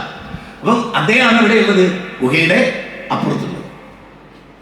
ഇനി ഇപ്പുറത്ത് വന്നാലോ അതിന് സാധ്യത കുറവാണ്, കാരണം വരുന്ന റൂട്ട് അവർക്കറിയാം, എവിടെ വന്നാണ് ഇതിലേക്ക് പ്രവേശനം. പക്ഷെ അവിടെ എട്ടുകാലിയുടെ വലയൊക്കെ കെട്ടി അത് ചരിത്രം കണ്ടിരുന്നോ? അപ്പോ അത്ഭുതം, എനിക്ക് തോന്നിയ ഒരു അത്ഭുതം എന്താണെന്ന് വെച്ചാൽ, അവിടുന്ന് ഈ അബൂബക്കർ സിദ്ദീഖ് ശ്വാസം എടുക്കുമല്ലോ, ഈ ശ്വാസത്തിന്റെ ഈ കാറ്റുണ്ടല്ലോ, അത് അവിടെ നിൽക്കുന്ന മുശ്രിക്കുകളെ കാലിന്റെ രൂപത്തിൽ ചെന്നിട്ട് ഇങ്ങനെ അത്ര അടുക്ക. അതുകൊണ്ടാണ് അബൂബക്കർ സിദ്ദീഖ് റളിയല്ലാഹു ചോദിക്കുന്നത്, നബിയേ അവരെങ്ങാനൊന്ന് കുനിഞ്ഞാൽ നമ്മളെ കാണൂലേ? അവർ കുനിഞ്ഞാല് നമ്മളെ കാണൂലേ? അപ്പോഴാണ് അള്ളാഹിന്റെ റസൂൽ എന്ത് പറയുന്നത്? അള്ളാഹു നമ്മുടെ രണ്ടുപേരല്ല, മൂന്നാമനായി അള്ളാഹ് നമ്മുടെ കൂടെ ഉണ്ട് അബൂബക്കറേ. ഈ ഈമാനാണ് ശരിക്കുള്ള ഈമാൻ, ഈ ഈമാനാണ് ശരിക്കുള്ള ഈമാൻ. ഈ അബൂബക്കർ സിദ്ദീഖ് നബിക്ക് ഒട്ടകം കൊടുക്കണം. നബി സല്ലല്ലാഹു അലൈഹി വസല്ലം ഒട്ടകം. അവൻ നബി സല്ലല്ലാഹു അലൈഹി വസല്ലം ചോദിക്കണം, അബൂബക്കറെ എത്ര കൂലി? ശരിക്കും നമ്മളൊക്കെ ഓസിക്ക് തിന്നല്ലോ, കൂട്ടുകാരൻ്റെ എന്നും പോവും പ്രസംഗത്തിന്, എന്നും മൂപ്പര കൊടുക്കുക, ഒരു ഉടുപ്പില്ല, ജീവിതത്തിൽ ഒരിക്കലും ഒന്നും കൊടുത്തു നോക്കിയിട്ട് പോലുമില്ല, തിന്ന് മൂപ്പരങ്ങ് പോകുന്നവർക്ക് ഇറങ്ങിപ്പോ. ഞാൻ ചിന്തിക്കാൻ വേണ്ടിയാ പറയുന്നത്, എത്ര ആത്മമിത്ര ആയിക്കോട്ടെ, എത്ര സുഹൃത്തായിക്കോട്ടെ, ഓസിക്ക് എന്നും തിന്നരുത്. അതിന്റെ ഏറ്റവും വലിയ തെളിവാണ് ഈ സംഭവം. ഒട്ടകം കൊടുത്ത റസൂൽ ചോദിക്കണം, എന്താ വില? നബിയെ നിങ്ങളോട് വില വാങ്ങിയേ? നമ്മളോട് അതെ നിങ്ങളോട് വില വാങ്ങിയേ? അപ്പൊ ഞാൻ പറഞ്ഞു, ഞാൻ ഉസ്താദല്ല, മൗലവിയാണ്. ആ ഏത് മീഡിയ കയറിയില്ല, RSSകാരുടെ മീഡിയ കയറിയവരെ എന്നെയൊക്കെ അറിയാം. അത് എപ്രാവശ്യം ഞങ്ങൾ കൊടുക്കാമെന്ന് ഞാൻ പറയാം, അല്ല എനിക്ക് അടുത്ത ദിവസവും വരണം, ഈ റൂട്ട് പോകേണ്ട ആളാ. അപ്പൊ അടുത്ത കയറണമെങ്കിൽ എന്ത് വേണം? അല്ലെങ്കിൽ ആ കേശർ സീറ്റിൽ ഇരിക്കണം, കള്ള നമുക്കിത് വരുന്നു കേൾപ്പിക്കളെ. നബി സല്ലല്ലാഹു അലൈഹി വസല്ലം അബൂബക്കർ സിദ്ദീഖ് റളിയല്ലാഹു ചോദിക്കണം, എന്താ വില? നബിയെ ഞാൻ നിങ്ങളോട് വില പറയേ? പറഞ്ഞു, അബൂബക്കറെ മാങ്ങാളം കളിക്കേണ്ട സമയമല്ല, വില പറ, ഇല്ലെങ്കിൽ എനിക്ക് വേണ്ട ഇജോടെ വെച്ചോ. എന്താ അതിലെ മാതൃക? പറ, ഞങ്ങൾക്കൊക്കെയുള്ള മാതൃക എന്താ? മൗലവിമാർക്കുള്ള മാതൃക എന്താ? ഓസിക്ക് അങ്ങനെ തിന്നരുത് മതിയാണ്. ഒരാൾ പറയുക, ഞങ്ങളെ കാറുകൾ കൊണ്ടേക്കൊണ്ട് എടുത്തോളി, എന്നിട്ട് ആദ്യം നോക്കും ഇതിൽ എണ്ണൊന്നും ഇല്ലല്ലോ, അതിനെ ഓനടിച്ചു കൊടുക്കാനാ, ജന അടിച്ചാളാ ജന കൊണ്ടോളൂ, ഓൻ തന്നതോ തന്നെ, എന്നാൽ ഇവർ 10 ഉറുപ്പിന്റെ എണ്ണ അടിക്കാനുള്ളൊരു കൂടി. ഇതൊക്കെ പഠിപ്പിക്കേണ്ട ഒരു കാലത്ത് നമ്മൾ ജീവിക്കുന്നത്. എന്തു ഓസിക്ക്? അബൂബക്കർ സിദ്ദീഖിനോട് പറയാൻ പൈസ പറ. അബൂബക്കർ സിദ്ദീഖ് റളിയല്ലാഹു അൻഹു നിർബന്ധിക്കപ്പെട്ടു, കൊടുത്തു. ഈ അബൂബക്കർ സിദ്ദീഖ് റളിയല്ലാഹു അൻഹു ഭയങ്കര കാർക്കശ്യടുത്തൊരു രംഗം എല്ലാവർക്കും അറിയാം, സക്കാത്തുമായി ബന്ധപ്പെട്ട്. ഈ സക്കാത്തുമായി ബന്ധപ്പെട്ട കാര്യത്തിൽ അബൂബക്കർ സിദ്ദീഖ് റളിയല്ലാഹു തആല അൻഹു, ഉദാഹരണം സൂറത്ത് തൗബയിലെ 103-ാമത്തെ വചനം, ഖുദ് മിൻ അംവാലിഹിം സദഖതൻ തുതഹിറുഹും വതുസക്കിഹിം ബിഹാ. ഖുദ് എന്ന് പറഞ്ഞാൽ ശരിക്കും പറഞ്ഞാൽ പിടിച്ചെടുക്കുന്ന കൂടി ഒരർത്ഥം. സക്കാത്ത് തരാൻ സാധ്യതയുള്ള അർഹതയുള്ള 2.5% കൊടുക്കും, പിടിച്ചെടുത്തോ, അധികാരം ഉപയോഗിച്ചൊന്നും കൂടിയാണ് അതിൻ്റെ. ഖുദ് സ്വീകരിക്കുക, പിടിക്കുക. മിൻ അംവാലിഹിം സദഖതൻ തുതഹിറുഹും വതുസക്കിഹിം ബിഹാ. അപ്പൊ ഉമർ ഇബ്നുൽ ഖത്താബ് ചോദിക്കുന്നുണ്ട്, ശാന്തനായ അങ്ങ് ഇങ്ങനെയോ? ബദർ യുദ്ധത്തില് പിടിക്കപ്പെട്ട ബന്ദികളെ എന്ത് ചെയ്യണമെന്ന് അബൂബക്കർ സിദ്ദീഖിനോട് ചോദിച്ചപ്പോൾ എന്തേ പറഞ്ഞു? സാധു ഓട്ടെ, ഉമർ ഇബ്നുൽ ഖത്താബ് റളിയല്ലാഹു റസൂൽ ചോദിക്കുമോ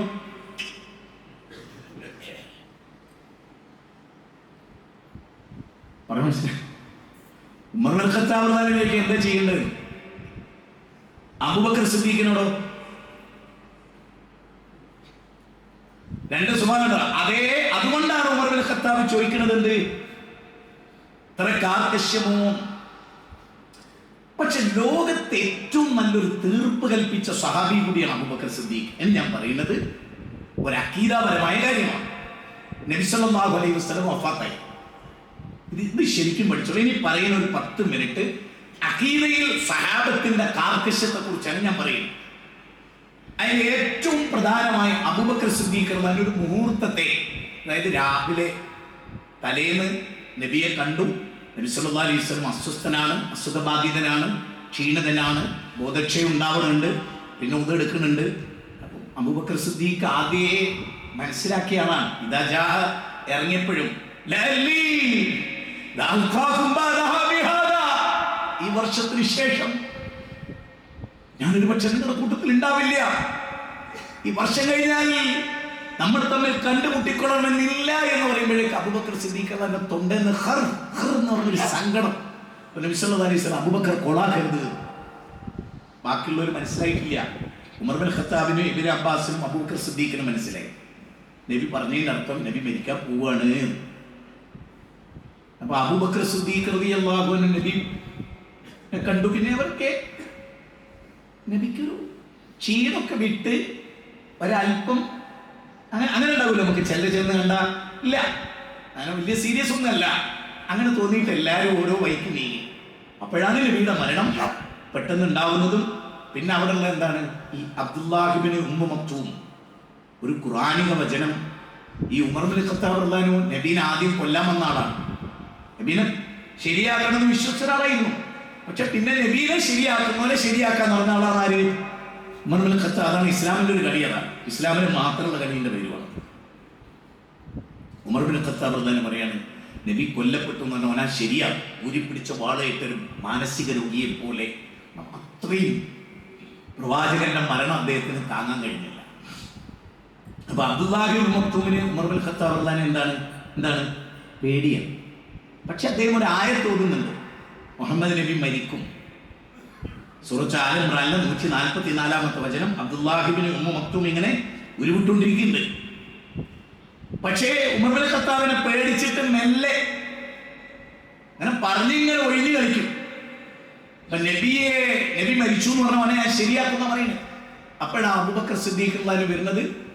അള്ളാഹുവിന്റെ റസൂലിന്റെ മുഖത്തെ തുണി മാറ്റി അള്ളാഹുവിന്റെ റസൂലിനെ അദ്ദേഹം ചുംബിക്കുന്നത്. അദ്ദേഹം അപ്പൊ പറയുന്ന ചില വാചകങ്ങളുണ്ട്.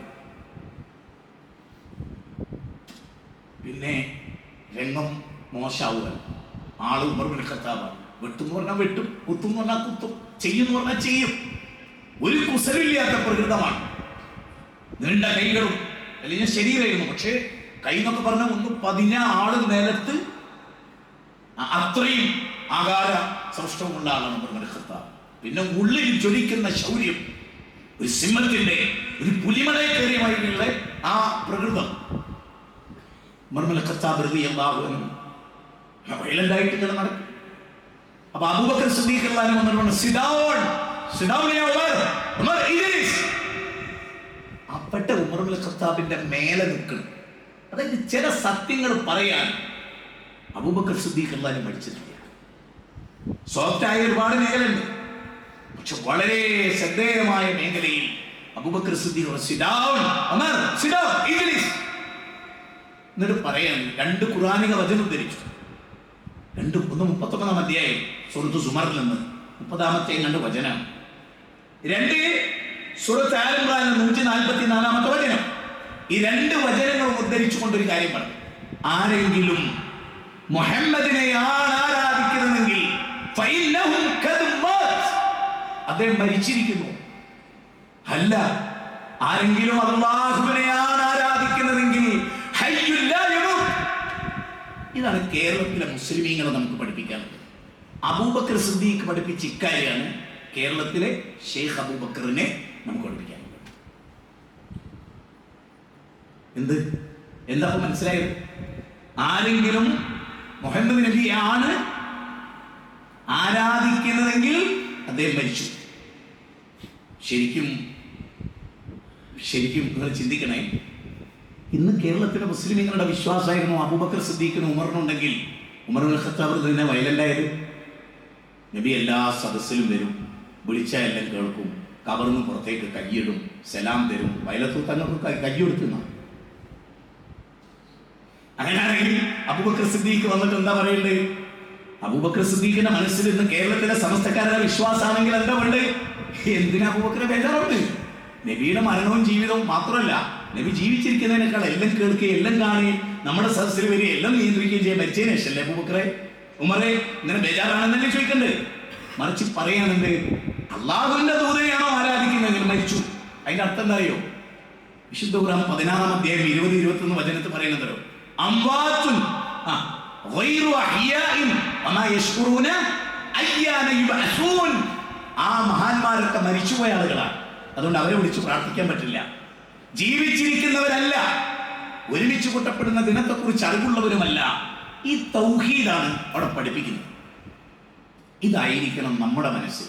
നിങ്ങൾ എപ്പോഴെങ്കിലും ജീവിതത്തിൽ എപ്പോഴെങ്കിലും ഇബ്രാഹിം നബിയെ കാക്കണേ എന്നൊരു വാചകം അറിയാതെ പോലും അബൂബക്കർ സിദ്ദീഖിന്റെ നാമം വന്നിട്ടുണ്ടോ? എന്താ വരാത്തത്? സുഹൃത്തുക്കളെ, കേരളത്തിലെ സമസ്തയിലെ ഉസ്താദുമാര് പറയണ, സഖാഫിമാര് പറയണാണ് ഹക്കെങ്കിൽ അബൂബക്കർ സിദ്ദീഖ് എന്ന സഹാബിയിൽ നിന്ന് ഇസ്മായിൽ നബിയെ കാക്കണേ, യൂനുസ് നബിയെ കാക്കണേ, യൂസുഫ് നബിയെ കാക്കണേ. പൊട്ടക്കിണർന്ന് അള്ളാഹ് രക്ഷപ്പെടുത്തിയ ആളാണ്. എങ്കിൽ കിണറിൽ വീഴുമെങ്കിൽ യൂസുഫ് നബിയെ കാക്കണേ. തീക്കുണ്ടാക്കിൽ നിന്ന് രക്ഷപ്പെട്ടു വന്ന ആളാണ് ഇബ്രാഹിം നബി. ഒരു തീര് വീഴുമ്പോ ഇബ്രാഹിം നബിയെ കാക്കണേ.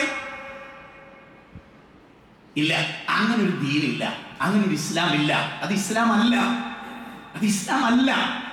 ഇവിടെ ഇത് പറയുമ്പോൾ അബൂബക്കർ സിദ്ദീഖിനോട് ചേർത്ത് ഞാൻ അബൂജഹലിന്റെ മകൻ ഇക്രിമ റളിയല്ലാഹുവിന്റെ ആ അഖീദയും കൂടി നിങ്ങളുടെ മുമ്പിൽ പറയാം. നബിയുടെ സ്വഹാബികൾ എന്ന വിഷയത്തിലെ തൗഹീദുമായി ബന്ധപ്പെട്ട ഏറ്റവും പ്രധാനമായ കാര്യം. കാരണം സൂറത്ത് ബഖറ 2-ാം അധ്യായം 13-ാമത്തെ വചനം, ഇത് സൂറത്ത് ബഖറയുടെ തുടക്കം. അതിൽ പറയണം, വൈദാ ഖീല ലഹും ആമിനൂ കമാ ആമന الناس قالوا അനുമിനു കമാ ആമന السفهاء അലാ ഇന്നഹും ഹുമുസ് സുഫഹാ വലാകിൻ ലാ യഅലമൂൻ.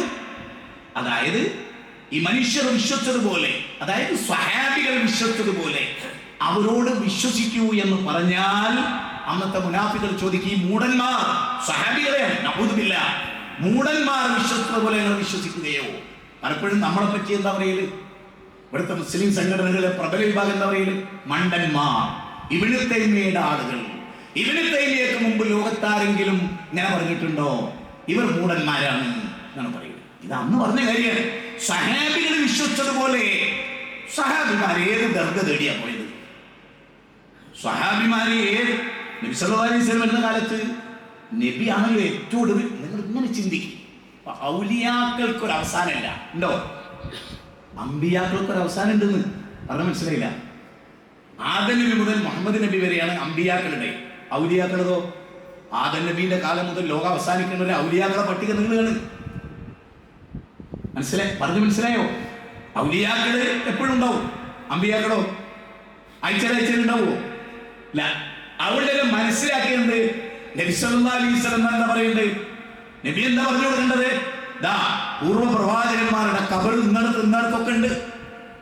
മാത്രമല്ല, അതൊരു വലിയ ദീനാണെങ്കിൽ തീർച്ചയായും അള്ളാഹ് വഹി ഇറക്കി പറഞ്ഞു കൊടുക്കൂലേ? ഇറാഖിന്റെ ഇന്ന ഭാഗത്ത് ഇന്ന നബിയുടെ ഖബർ, അത് പോയിട്ട് കെട്ടിപ്പൊതിച്ചൊന്ന് എനിക്ക് പച്ച കുപ്പയാക്കി അവിടെ പച്ച ഇലയൊക്കെ പൊതിഞ്ഞു ഉസാറായിക്കളാം. അങ്ങനെ ഒരു സംഭവമേ. അതിനാണ് ഞാൻ ഇക്രിമ റളിയല്ലാഹു അൻഹു ആരാ? അബൂജഹലിന്റെ മകനാണ്. ഈ സംഭവം നമ്മുടെ ഹൃദയം, നമ്മുടെ കുടുംബത്തിലൊക്കെ പെട്ട ഒരുപാട് ആളോട് ഞാൻ എത്രയോ സദസ്സിൽ ഇത് പ്രസംഗിച്ചിട്ട് ഈ ഭാഗം ഉസ്താദുമാരെ തൊട്ടുപോലുമില്ല. ഏതാണ് അതിന് ശരിക്കും ഇന്ന് വരെ ഒരു ഉസ്താദും ആ മാറ്റർ തൊട്ടിട്ടേ ഇല്ല എന്നുള്ളത് എന്നെ അത്ഭുതപ്പെടുത്തുന്ന കാര്യമാണ്. എന്റെ പ്രസംഗ ജീവിതത്തിൽ ഞാനിത് പല സദസ്സിലും ചോദിച്ചു, ആ ഭാഗം മാത്രം അവർ കേട്ടിട്ടേയില്ല. അതെന്താണ്? ഈ ഇക്രിമ റളിയല്ലാഹു ഇസ്ലാം സ്വീകരിക്കാൻ വിസമ്മതം കാണിച്ച് നബി പറയുന്ന വഹ്ദാനിയത്തിലേക്ക് വരാൻ ബുദ്ധിമുട്ടുണ്ടെന്നും ഔലിയാക്കളെ വിട്ടിട്ടൊരു കളിയോ അമ്പിയാക്കളെ വിട്ടിട്ടൊരു കളിയോ മരണപ്പെട്ടവരെ വിളിക്കാതിരിക്കുകയോ അതൊന്നും സാധ്യമല്ല, പടച്ചോനെ മാത്രം എനിക്ക് സ്വീകരിക്കാൻ പറ്റില്ല എന്ന് പറഞ്ഞ ആളാണ് ആര്? ഇക്രിമ റളിയല്ലാഹു തആല. ഈ ഇക്രിമ കപ്പലിൽ കയറി. ഇനി ഞാൻ പറയുന്നത് പടച്ചോനോർത്ത് നമ്മുടെ കുടുംബത്തിൽ എത്ര ആളുകൾ മരിച്ചുപോയി, അവരോടൊന്നും പറയാൻ പറ്റിയിട്ടില്ല. ഇനിയെങ്കിലും ജീവിച്ച് നമ്മൾ കല്യാണം കഴിച്ചു കൊടുക്കുന്ന കുട്ടികൾ, നമ്മുടെ മക്കൾ അങ്ങോട്ട് കല്യാണം കഴിച്ചു കൊടുത്തിട്ട് അവിടെ ഒക്കെ ഉണ്ടാവും ഈ ഖുറാഫാത്തിന്റെ, ശിർക്കിന്റെ, അന്ധവിശ്വാസത്തിന്റെ, ഔലിയാക്കളെ കുറിച്ചുള്ള കാഴ്ചപ്പാടുകളുടെ ഒക്കെ. ഒരു വണ്ടി കൂടിയുണ്ട്, KL46J7733. അതൊരു ബസ്സിന്റെ ഉള്ളിലാണ് ഇട്ടിട്ടുള്ളത്. ആ ബസ്സിന് പോകണം, അപ്പൊ അതുകൊണ്ട് അത് എത്രയും പെട്ടെന്ന് മാറ്റി കൊടുക്കണം. KL46J7733. സഡനായി പെട്ടെന്ന്. അപ്പോ കപ്പലിൽ കയറി ഇക്രിമ റളിയല്ലാഹു തആല. ഈ കപ്പലിൽ കയറിയ സമയത്ത് കാറ്റും കോളും വന്നു. വിശുദ്ധ ഖുർആൻ ആ കാര്യം പറയുന്നത് ഫൈദാ റകിബു ഫിൽ ഫുൽകി ജഅലുല്ലാഹ് മുഖ്ലിസീന ലഹുദ്ദീൻ ഫലമ്മാ നജാഹും മിനൽ ബർരി ഇദാ ഹും യുശ്രികൂൻ. 29-ാം അധ്യായത്തിന്റെ 65-ാമത്തെ വചനം, ദെൻ 31-ാം അധ്യായത്തിന്റെ 32-ാമത്തെ വചനം. ഈ രണ്ട് വചനത്തിൽ പറയുന്നത് അറിയാം, ഈ മക്കയിലെ മുശ്രിക്കുകൾ കപ്പലിൽ യാത്ര പോവാണ്. കടലിൽ കപ്പലിൽ കയറി യാത്ര പോകുന്ന സമയത്ത് കാറ്റും കൂടും വന്ന് കപ്പൽ ഇങ്ങനെ ആടി ഉലയ, രക്ഷല്ല, കപ്പിത്താനെ പോലും കൺട്രോൾ ചെയ്യാൻ പറ്റാത്ത അവസ്ഥ വന്നു. ഇത് വന്നപ്പോ ഇക്രിമ റളിയല്ലാഹു തആല കപ്പലിലെ കപ്പിത്താൻ എന്താ പറയുന്നത് അറിയോ? അള്ളാനെ വിളിച്ചോളി, അള്ളാനെ വിളിച്ചോളി. അപ്പോ മുഹമ്മദ് നബി പരിചയപ്പെടുത്തി അള്ളാനെ വിളിച്ചോളി, മുഹമ്മദ് നബി വിളിക്കുന്ന അള്ളാനെ വിളിച്ചോളി. അപ്പൊ ഇക്രിമ റളിയല്ലാഹു എന്താ ചെയ്യണം അറിയോ? ആ ബേക്കിൽ ഇങ്ങനെ എല്ലാരും ഇങ്ങനെ വഴഞ്ഞു മാറ്റിയിട്ട് ഈ പറഞ്ഞ കപ്പിത്താനോടൊരു ചോദ്യം, അല്ല എന്താ പറഞ്ഞേ മുഹമ്മദ് നബി വിളിക്കണേ, അത് വിളിക്കരുതെന്ന് വിചാരിച്ചിട്ടാ ഞാൻ ഈ കപ്പലിൽ കയറി. ഈ കപ്പലിലെ ദുരിതത്തിൽ നിന്നും ഞാൻ വിളിക്കുന്ന, കരയിൽ വിളിക്കുന്ന ഒരൗലിയായും ഒരു മഹാനും അള്ള കൊടുത്ത കഴിവുണ്ട്, പടച്ചും കൊടുത്ത കഴിവുണ്ട്, എന്നെ രക്ഷപ്പെടുത്താൻ കഴിയില്ല എന്നാണോ നിങ്ങൾ പറയുന്നത്? ആ അള്ളാഹ് മുഹമ്മദ് നബി പരിചയപ്പെടുത്തി ആ അള്ളാഹിനെ വിളിക്കാനാണോ, ആ അള്ളാഹ്ക്കാണോ കടലിൽ നിന്ന് ഞങ്ങളെ രക്ഷപ്പെടുത്താൻ കഴിയുക? കപ്പിത്താൻ പറഞ്ഞാതെ ഇവിടെ വിടുവായിട്ടൊന്നും നടക്കൂല, അള്ളാഹിനെ വിളിക്കല്ലാതെ വേറെ വഴിയില്ല. അപ്പൊ ഇക്രിമ റളിയല്ലാഹു തആല പറയാണ്, ഒരു സഹാബിയുടെ ചരിത്രം നമ്മൾ പറയും. ഇക്രിമ റളിയല്ലാഹു തആലയെ അബ്ദുൽ ഹക്കീം അസ്ഹരി, അതാരാ? അബുന്റെ മോനാണ്, മറ്റേത് അബുന്റെ മോനാണ്. ഒന്ന് മക്കയിലാണ്, മറ്റേത് മക്കയിലെ അബുന്റെ മോൻ ചോദിക്കുകയാണ്, അല്ല അള്ളാനെ മാത്രം വിളിച്ചാലേ രക്ഷപ്പെട്ടുള്ളൂ? അതെ. ഈ പ്രതിസന്ധിയിൽ, അതും കടലിലെ പ്രതിസന്ധിയിൽ, പാരാവാരത്തിൽ നിന്ന് രക്ഷപ്പെടുത്താൻ, അതെ. നമുക്ക് ഒരു കാര്യം കേൾക്കണോ? ഞാൻ ഈ പ്രയാസത്തിൽ നിന്ന് രക്ഷപ്പെട്ട് കരക്കെത്തിയാൽ പിന്നെ ഞാൻ ഒരു മിനിറ്റ് കാത്തുക്കൂല, ഞാൻ ഇസ്ലാം സ്വീകരിക്കും. ഇനി ഞാൻ പറയുന്ന പോയിന്റ് ശ്രദ്ധിക്കും. കരയിൽ ഇബ്രാഹിം നബീനെ വിളിച്ച, ഇസ്മായിൽ നബീനെ വിളിച്ച, ഉസൈറിനെ വിളിച്ച, ലാത്തയെ വിളിച്ച, ഉസ്സയെ വിളിച്ച, മനാത്തിയെ വിളിച്ച, ഹുബിലിനെ വിളിച്ച, വദ്ദിനെയും സുവാഹിനെയും യഹൂസിനെയും യഹൂക്കിനെയും വിളിച്ച ഈ ഇക്രിമ റളിയല്ലാഹു തആല, ഈ മനുഷ്യൻ കടലിൽ വെച്ച് ആരെയാ വിളിച്ച്? മുഹമ്മദ് നബി സല്ലല്ലാഹു അലൈഹി വസല്ലം പരിചയപ്പെടുത്തുന്ന അള്ളാനെ. എങ്ങനെ അള്ളാഹ് പറയാണ്, ജഅലുല്ലാഹ് മുഖ്ലിസീന ലഹുദ്ദീൻ, നിഷ്കളങ്കമായി കീഴ്വണക്കം ഫുള്ള് അള്ളാഹ്ക്കാക്കിക്കൊണ്ട് പടച്ചോനെ മാത്രം വിളിച്ചു. എന്നിട്ട് അള്ളാഹ് പറയണേ, കരയിലെത്തിയാൽ അവരതാ അള്ളാഹുവിൽ പങ്കുചേർക്കുന്നു. അപ്പൊ കരയിൽ വെച്ച് പല മഹാന്മാരെയും വിളിച്ച ആളുകൾ കടലിൽ വെച്ച് റബ്ബിനെ മാത്രം വിളിച്ചതിനെ കുറിച്ച് അള്ളാഹ് എന്താ പറയുന്നത്? അതാണ് തൗഹീദ്, അതാണ് വഹ്ദാനിയത്ത്. ഇനി ഈ ഇഖ്ലാസോടുകൂടി വിളിച്ചു എന്നല്ലേ? അതിനെ പറ്റി ഒരു മിനിറ്റ്. ഈ ലബനൻ ഖാലിസ എന്ന് കേട്ടിട്ടുണ്ടോ? ശുദ്ധമായ മിൽക്ക്, ശുദ്ധമായ പാല്. എന്തുകൊണ്ടാണ് ലബനൻ ഖാലിസ എന്ന് വിളിക്കുന്നത്?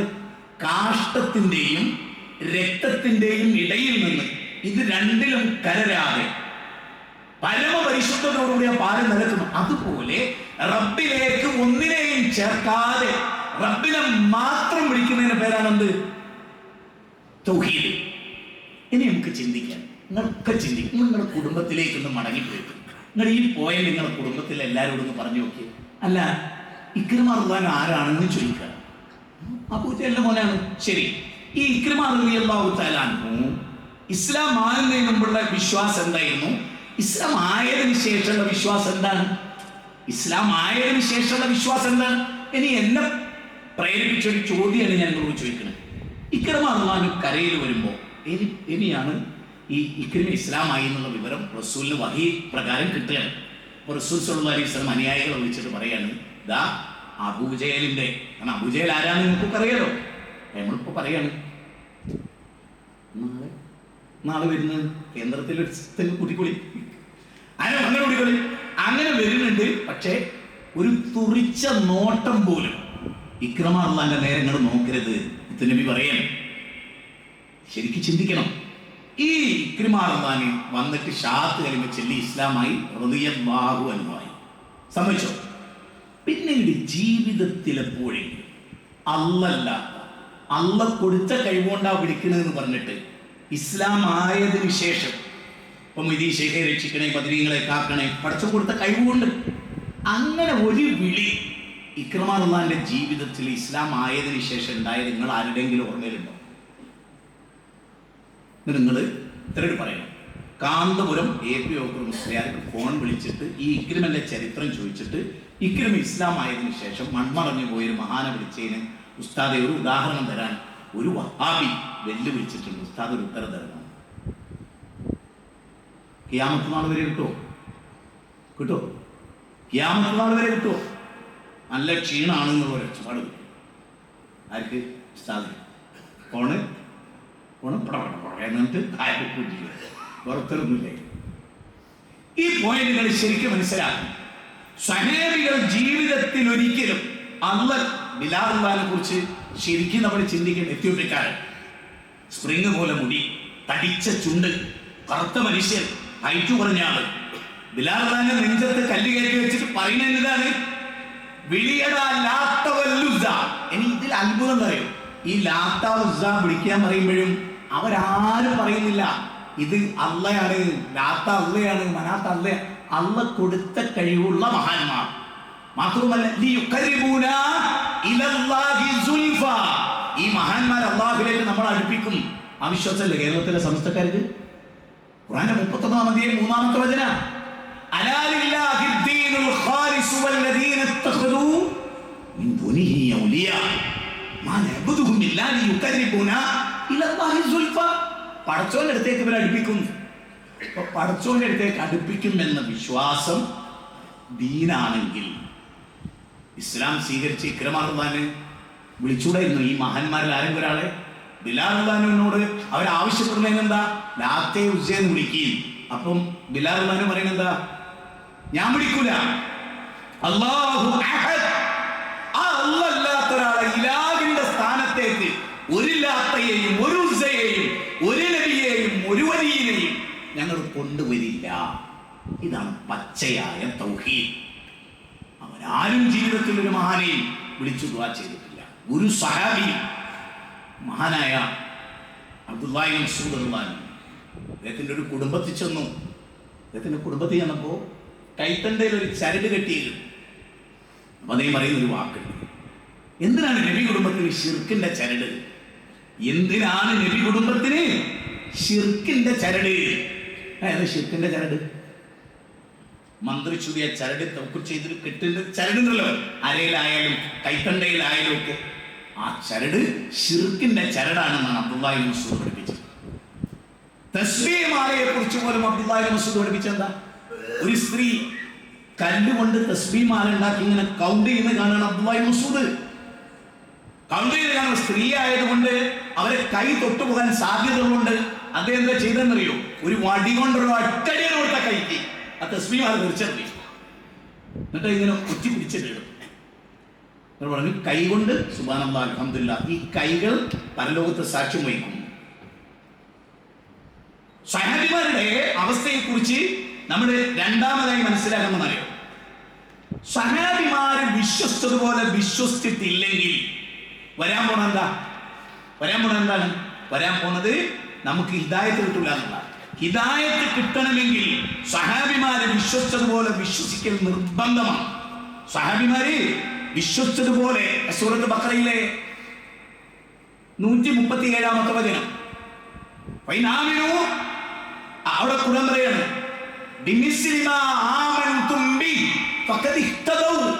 സഹാബിമാരെ വിശ്വസിച്ചതുപോലെ റബ്ബിൽ നിങ്ങൾ വിശ്വസിക്കും. അവരുടെ ഈമാൻ എന്താണോ 70-ലധികം സ്ഥലത്ത് അടിവരക്കൊണ്ടിട്ടോ അവർ മുഅ്മിനീങ്ങളായിരുന്നു സഹാബിമാരെ പറ്റി റാഫിദിയാക്കളും ഷിയാക്കളും സഹാബിമാരെ ചീത്ത പറയുന്നുണ്ട്. അബൂബക്കർ സിദ്ദീഖ് റളിയല്ലാഹു അൻഹു ലഅനത്ത് പറയുന്നുണ്ട്. ഉസ്മാൻ ഇബ്നു അഫ്ഫാൻ നേരെ ലഅനത്ത് പറയുന്നുണ്ട്. പല പ്രഗൽഭരായ സഹാബിമാരെ തെറി പറയുന്നുണ്ട്. അലി ശരീഅത്തി നിങ്ങറിയാലോ, സെക്കലൈൻ ഫൗണ്ടേഷൻ അരീക്കോട് അന്ന് ജമാഅത്തെ ഇസ്ലാമിക്കാരെന്ന് ഇറക്കി. പാവം അവർക്ക് അറിയില്ല. അത് അലി ശരീഅത്തി ഷിയ ചിന്താഗതിക്കാരനായിരുന്നു. സഹാബത്തിന് ചീത്ത പറയുന്ന ആളായിരുന്നു. IPH പ്രസിദ്ധീകരിച്ച പുസ്തകത്തിൽ മുആവിയയെ തരം താഴ്ത്തി പറയുന്നുണ്ട്. അത് ഷിയാക്കളായിരുന്നു, റാഫിദിയാക്കളായിരുന്നു. നമുക്ക് അവരെ 70-ലധികം തവണ ഈമാനുള്ളവർ എന്നാ പറഞ്ഞേ, ആ മുഅ്മിനീങ്ങൾ എന്നാ പറഞ്ഞേ. ആ മുഅ്മിനീങ്ങൾ വിശ്വസിച്ചതുപോലെ നിങ്ങൾക്ക് ആമൻതും ബി ഫഖദ് ഇഹ്തദൗ, ആ സഹാബിമാർ വിശ്വസിച്ച പോലെ വിശ്വസിച്ചാലേ ഹിദായത്ത് കിട്ടൂ. എന്നിട്ട് ഖുർആൻ പറയണ്ട, നിങ്ങൾക്ക് ആ സഹാബിമാരെ സ്വീകരിക്കാതിരിക്കാനുള്ള നിങ്ങളുടെ കാരണം എന്താണ്? നിങ്ങളുടെ പാർട്ടി സ്പിരിറ്റാണ്. ഖുർആൻ അവിടെ ഉപയോഗിച്ച പദ നിങ്ങളുടെ സംഘടനാ കക്ഷിത്വമാണ്. കാരണം സാബിമാര് ചെയ്തു എന്ന് പറഞ്ഞാലും ഇവരെന്ത് ചെയ്യില്ല, സാബിമാര് ചെയ്തിട്ടില്ല എന്ന് പറഞ്ഞാലും ഒരു ചെയ്യും, സാബിമാര് ചെയ്തു എന്ന് പറഞ്ഞാലും ഒരിട്ട് ചെയ്യൂല. ശരിക്കും ചിന്തിക്കാൻ വേണ്ടിയാണ്. എന്നെ നിങ്ങൾ ആലോചിച്ചേ, ഞാൻ നിങ്ങൾക്ക് ഒരു ഖുർആന്റെ വചനം പറഞ്ഞു. അല്ലാഹു സുബ്ഹാനഹു വ തആല ഇവിടെ സൂറത്ത് നിസായിലാണ് 4-ാം അധ്യായം 115-ാമത്തെ വാചകം. ومن يشاقق الرسول من بعد ما تبين له الهدى ويتبع غير سبيل المؤمنين نوله ما تولى ونصله جهنم وساءت مصيرا. അല്ലാഹു പറയാണ്, സന്മാർഗം വ്യക്തമായതിനു ശേഷം ദൂതനുമായി എതിർത്തു നിൽക്കുക. ഇനി ഇവിടെ ഉപയോഗിച്ച പദം എന്താണ്? വയത്തബിഅ ഗൈറ സബീലിൽ മുഅ്മിനീൻ. ആരാണ് മുഅ്മിനീങ്ങൾ? ഖുർആൻ ഇറങ്ങുന്ന കാലത്തെ മുഅ്മിനീങ്ങൾ ആരാണ്? സ്വഹാബത്താണ്. ആ സ്വഹാബത്തിന്റെ വഴി സ്വീകരിച്ചിട്ടില്ലെങ്കിൽ ഇതാണ് മൻഹജുസ് സലഫ്. മൻഹജുസ് സലഫ് എന്ന് നമ്മളിപ്പോൾ ജ്വല്ലറി ഒക്കെ നടത്തുന്ന ആളുകൾക്കറിയാം, ഒരു ഒരക്കല്ലുണ്ടാവും, സ്വർണ്ണം ഇങ്ങനെ നമ്മൾ അതിലിങ്ങനെ വരച്ചു നോക്കും. അതാണ് മൻഹജുസ് സലഫ്. അതിന്റെ ആയത്തായിട്ട് ഈ ആയത്ത് പറയുന്നത് എന്താണ്? അല്ലാഹു ഖുർആനിലൂടെ ഹിദായത്ത് വ്യക്തമാക്കി. ലിതുബയ്യിന ലിന്നാസി മാ നുസില ഇലൈഹിം 16-ാം അധ്യായം 46-ാമത്തെ വചനം. സുമ്മ ഇന്ന അലൈനാ ബയാന സൂറത്ത് ഖിയാമ 19-ാമത്തെ വചനം.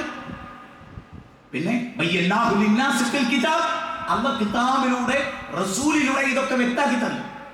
എന്നിട്ട് അല്ലാഹു എന്താ പറയുന്നത്? ഈ നബിയെ കണ്ടു വളർന്ന പ്രഥമ പ്രബോധിത സമൂഹമായ സ്വഹാബത്ത്, ആ സ്വഹാബത്ത് ഏതൊരു വഴിയിലാണോ ആ സ്വഹാബത്തിന്റെ അഖീദ എന്താണ്? നിങ്ങളൊക്കെ കേരളത്തിൽ പല വിവാദങ്ങളും സംഘടനകളും ഇവരൊക്കെ ഒരേ ഒരു പോയിന്റ് ഞാൻ നിങ്ങളെ ചിന്തിക്കാൻ വേണ്ടി പറയാം. ബദർ യുദ്ധത്തിൽ മനുഷ്യരല്ലാത്ത മറ്റു ചിലരും പങ്കെടുത്തിരുന്നു. സമ്മതിച്ചോ? ആരാ? മലക്കുകൾ. ഉറപ്പല്ലേ? ഖുർആൻ കൊണ്ട് വ്യക്തമാണ് അല്ലേ? അല്ലെ? ഖുർആൻ കൊണ്ട് 8-ാം അധ്യായം 9-ാമത്തെ വചനം, ഇത് തസ്തഈസൂന റബ്ബക്കും ഫസ്തജാബ ലക്കും അന്നി മുമിത്തുക്കും ബിഹൽഫിൻ മിനൽ മലായികതി മുർദിഫീൻ വലഖദ് നസറകുമുല്ലാഹു ബിബദരിൻ വഅൻതും മദില്ല വലഖദ് നസറകുമുല്ലാഹു ബിബദരിൻ വഅൻതും മദില്ല. സൂറത്ത് ആൽ ഇംറാൻ 123-ാമത്തെ വചനം. ഈ രണ്ട് ഖുർആനിക വചനം മുന്നിൽ വെച്ചുകൊണ്ട് ഞാൻ നിങ്ങളോട് വളരെ പ്രധാനമായ, പലപ്പോഴും നമ്മൾ ചിന്തിക്കാറില്ല, ബദർ യുദ്ധത്തിൽ മലക്കുകൾ പങ്കെടുത്തു എന്നുള്ളത് ആർക്കറിയാം? നബിക്കറിയാം, സഹാബത്തിനറിയാം, അബൂജഹലിനറിയാം. മീകായിലിന്റെ വെട്ടേറ്റാണ് ആദ്യത്തെ വെട്ട്. അബൂജഹലിന്റെ കഴുത്ത് കൊണ്ടുള്ള മീകായിലാണ് ഇസ്ലാമിന്റെ വെട്ടാണ്. അബൂലഹബ് പോലും പറയുന്നു, അവിടെ ചെന്നിട്ട് പറഞ്ഞു കൊടുക്കുകയാണ്. അബൂലഹബ് വേറൊരാളെ പറഞ്ഞേക്കുക ചെയ്ത്. ബദർ യുദ്ധത്തിൽ അബൂലഹബ് പങ്കെടുത്തില്ല. അബൂലഹബിനോട് ചെന്ന് ചോദിച്ചപ്പോൾ അബൂലഹബ് ചോദിക്കുന്നുണ്ട്, മലക്കുകൾ ഇറങ്ങിയിരുന്നു അല്ലേ? അവർക്ക് വരെ അറിയാവുന്ന കാര്യമാണെന്ത്? അവർക്ക് വരെ അറിയാവുന്ന കാര്യമാണെന്ത്? മലക്കുകൾ ബദർ യുദ്ധത്തിൽ ഇറങ്ങിയിട്ടുണ്ട്. അത് ഞാൻ പറയുന്ന പോയിന്റ് ചിലപ്പോൾ നിങ്ങളൊന്നും വിചാരിക്കാത്തൊരു ഏരിയ പറയും. പിന്നീട് ഉഹദ് യുദ്ധം ഉണ്ടായി അല്ലേ? ഏതെങ്കിലും ഒരു സ്വഹാബി നബിയെ ബദറിൽ പങ്കെടുത്ത മലക്കുകൾ ഉഹദിലും ഉണ്ടാവില്ലേ എന്ന് ചോദിച്ചോ? എന്താ ചോദിക്കരുത്? അതിനവരെങ്ങനെയാണ് കണ്ടത്? കസ്റത്ത് സുവാലായിട്ടാണ്, അധികരിച്ച ചോദ്യം. നബി സല്ലല്ലാഹു അലൈഹി വസല്ലം പറയുന്നതാണ്, ദഅൂനി മാ തറക്തുകും മിന്നമാ അഖലകം മൻ കാന ഖബ്ലകും കസ്റത്ത് സുവാലിഹിം വഖ്തിലാഫും മിൻ അൻബിയാഇഹിം. നിങ്ങളെ മുമ്പ് ഒരു സമൂഹം നശിപ്പിക്കപ്പെട്ടിട്ടുണ്ട്. അനാവശ്യമായ ചോദ്യം. നമ്മളിപ്പോ കേരളത്തിലെ ഒരു പ്രബല സംഘടന 2, 3, 4 ആയല്ലോ. ഞാനും കൂടെ ഉൾക്കൊള്ളുന്ന ഒരു സംഘടന. അതിൻ്റെ ആയത് നബി വിലക്കിയ സ്വഭാവം നമ്മൾക്കുണ്ടായപ്പോൾ നമ്മൾ നശിച്ചുപോയി. അതെന്തായിരുന്നു? സഹാബത്തിനില്ലാത്തതും നമ്മുടെ പണ്ഡിതന്മാരിൽ ചിലർക്ക് പിശാച് തോന്നിച്ചിട്ടുണ്ടായിരുന്നു. അതെന്താ? മലക്ക് വരുവോ, ജിന്ന് വരുവോ, അവിടെ ഉണ്ടാവുമോ, ഇവിടെ ഉണ്ടാവുമോ, അവിടെ സായിക്കോ? ഈ ചോദ്യം ഒന്നും ചോദിച്ചൊരൊറ്റ സഹാബി ഉണ്ടായിട്ടില്ല. ആ ചോദ്യം ചോദിക്കാൻ തുടങ്ങിയോണ്ടാണ് നമ്മൾ സ്വഹാബിമാരെ പറ്റി പറയുന്നുണ്ടായി പറയുന്നത്. ബദർ യുദ്ധത്തിൽ മലക്കുകൾ പങ്കെടുത്തു എന്നറിയാവുന്ന ഒരു സഹാബത്തും നബിയെ ഉഹദിൽ അവരുണ്ടാവൂലേ എന്ന് ചോദിച്ചിട്ടില്ലെന്ന് മാത്രമല്ല, അവരെ സാന്നിധ്യം തേടി നടന്നിട്ടില്ല. അങ്ങനെ ഒരു ഏരിയ ഇല്ല കേട്ടോ. ഏത് പറയാ നമ്മുടെ ബൗണ്ടറി പെട്ടതല്ല. മലക്ക് ഇറങ്ങുന്നതും ബാക്കിയുള്ളവർ വരുന്നതൊക്കെ പടച്ചോന്റെ കഥ അനുസരിച്ച് നടക്കുന്ന കാര്യമാണ്. നമ്മൾ ടെൻഷൻ അടിച്ച് ജീവിക്കേണ്ട ഒരു കാര്യമല്ല. അതുകൊണ്ട് സഹാബിമാരുടെ ജീവിതം എന്തോ അപ്പെട്ട സ്റ്റാൻഡ് ഉറപ്പിക്കുക എന്നുള്ളതാണ്. എങ്ങനെ പറയാ? നല്ല മലക്കുകളോട് എന്നെ സുബൈക്കൊന്ന് വിളിച്ചോണ്ടണയും സാബിമാരാരെങ്കിലും പറഞ്ഞിരുന്നോ? പറ, ഉണ്ടോ? സാബിമാരെങ്കിലും പറഞ്ഞിരുന്നോ? ഇല്ല. അതുകൊണ്ട് നമ്മൾ പറയണ്ട. അതുകൊണ്ട് നമ്മളും പറയണ്ട. എന്തിനാവശ്യമില്ലാത്ത ചർച്ച നടത്തുന്നത്? കസ്റത്ത് സുവാല് കൊണ്ടൊരു തലമുറ നശിച്ചുപോയി എന്ന് സ്വഹാബത്തിന് പഠിപ്പിച്ചു. അതുകൊണ്ട് നമുക്കത് വേണ്ട. ദെൻ അടുത്തത് സ്വഹാബിമാരുടെ ജീവിതത്തിലെ ഏറ്റവും പ്രധാനമായി പഠിക്കേണ്ട ഒരു സ്വഹാബി തന്നെയാണ് ഉമർ ഇബ്നുൽ ഖത്താബ് റളിയല്ലാഹു അൻഹു. അദ്ദേഹത്തിന്റെ ജീവിതത്തിലെ 1-2 സംഭവങ്ങൾ മാത്രം ഞാൻ പറയാം. ഒന്ന്, അദ്ദേഹം ഒരു ഭരണാധികാരിയാണ്. എല്ലാവർക്കും അറിയാവുന്ന 20 ഭൗതിക സാമ്രാജ്യങ്ങളെയും ഏകാത്മീയ സാമ്രാജ്യത്തെയും ഭരിച്ച ഒരു ആചാര്യനായിരുന്നു, ഒരു നേതാവായിരുന്നു, ഭരണാധികാരിയായിരുന്നു അദ്ദേഹം. സയ്യിദ് ഇബ്നു അബി വഖാസിന്റെ ഗവർണറായിരുന്ന സമയത്ത് ഒരു ക്രിസ്ത്യൻ സ്ത്രീയുടെ വീട് വിലക്കുവാൻ, അതായത് ആ സ്ത്രീയുടെ അടുത്ത് എന്നിട്ട് പറഞ്ഞു, പള്ളിയിൽ ആള് കൂടി ഈ പള്ളി ഒന്ന് വികസിപ്പിക്കണം. ഈ പള്ളി ഒന്ന്, ശരിക്കും നമ്മൾ ഇന്നത്തെ മതേതര ഇന്ത്യയിൽ പഠിക്കേണ്ട ഒരു കാര്യമാണ്. പള്ളി ഒന്ന് വികസിപ്പിക്കണം. അതിനെ നിങ്ങളുടെ വീട് വേണം. നിങ്ങളുടെ വീടിനേക്കാൾ നല്ല വീട് വെച്ചിരും, മുന്തിയ വിലയും തരും. അങ്ങനെ നിർബന്ധിക്കപ്പെട്ട ആ സ്ത്രീ പറയുന്നുണ്ട്, ഇത് എൻ്റെ നൊസ്റ്റാൾജിയ ഉറങ്ങുന്ന മണ്ണാണ്, ഗതകാല സ്മരണകൾ ഉറങ്ങുന്ന അഴവറക്കുന്ന എൻ്റെ ആത്മാവിന് പുതിയ ഉണർവ് നൽകുന്ന എൻ്റെ ഓർമ്മകൾ കുട്ടിക്കൊള്ളുന്ന ഇടമാണ്. അതുകൊണ്ട് എനിക്ക് തരാൻ ബുദ്ധിമുട്ടുണ്ട്. പക്ഷേ പള്ളി വികസിപ്പിക്കൽ മഹാനിർബന്ധമായപ്പോൾ ഗവർണർ ആ വീട് പൊളിച്ചിട്ട് പള്ളി വികസിപ്പിച്ചു. ഒരാൾ പറഞ്ഞു, ഇത് ഖലീഫ ഉമർ അറിയാൻ സാധ്യത കുറവാണ്.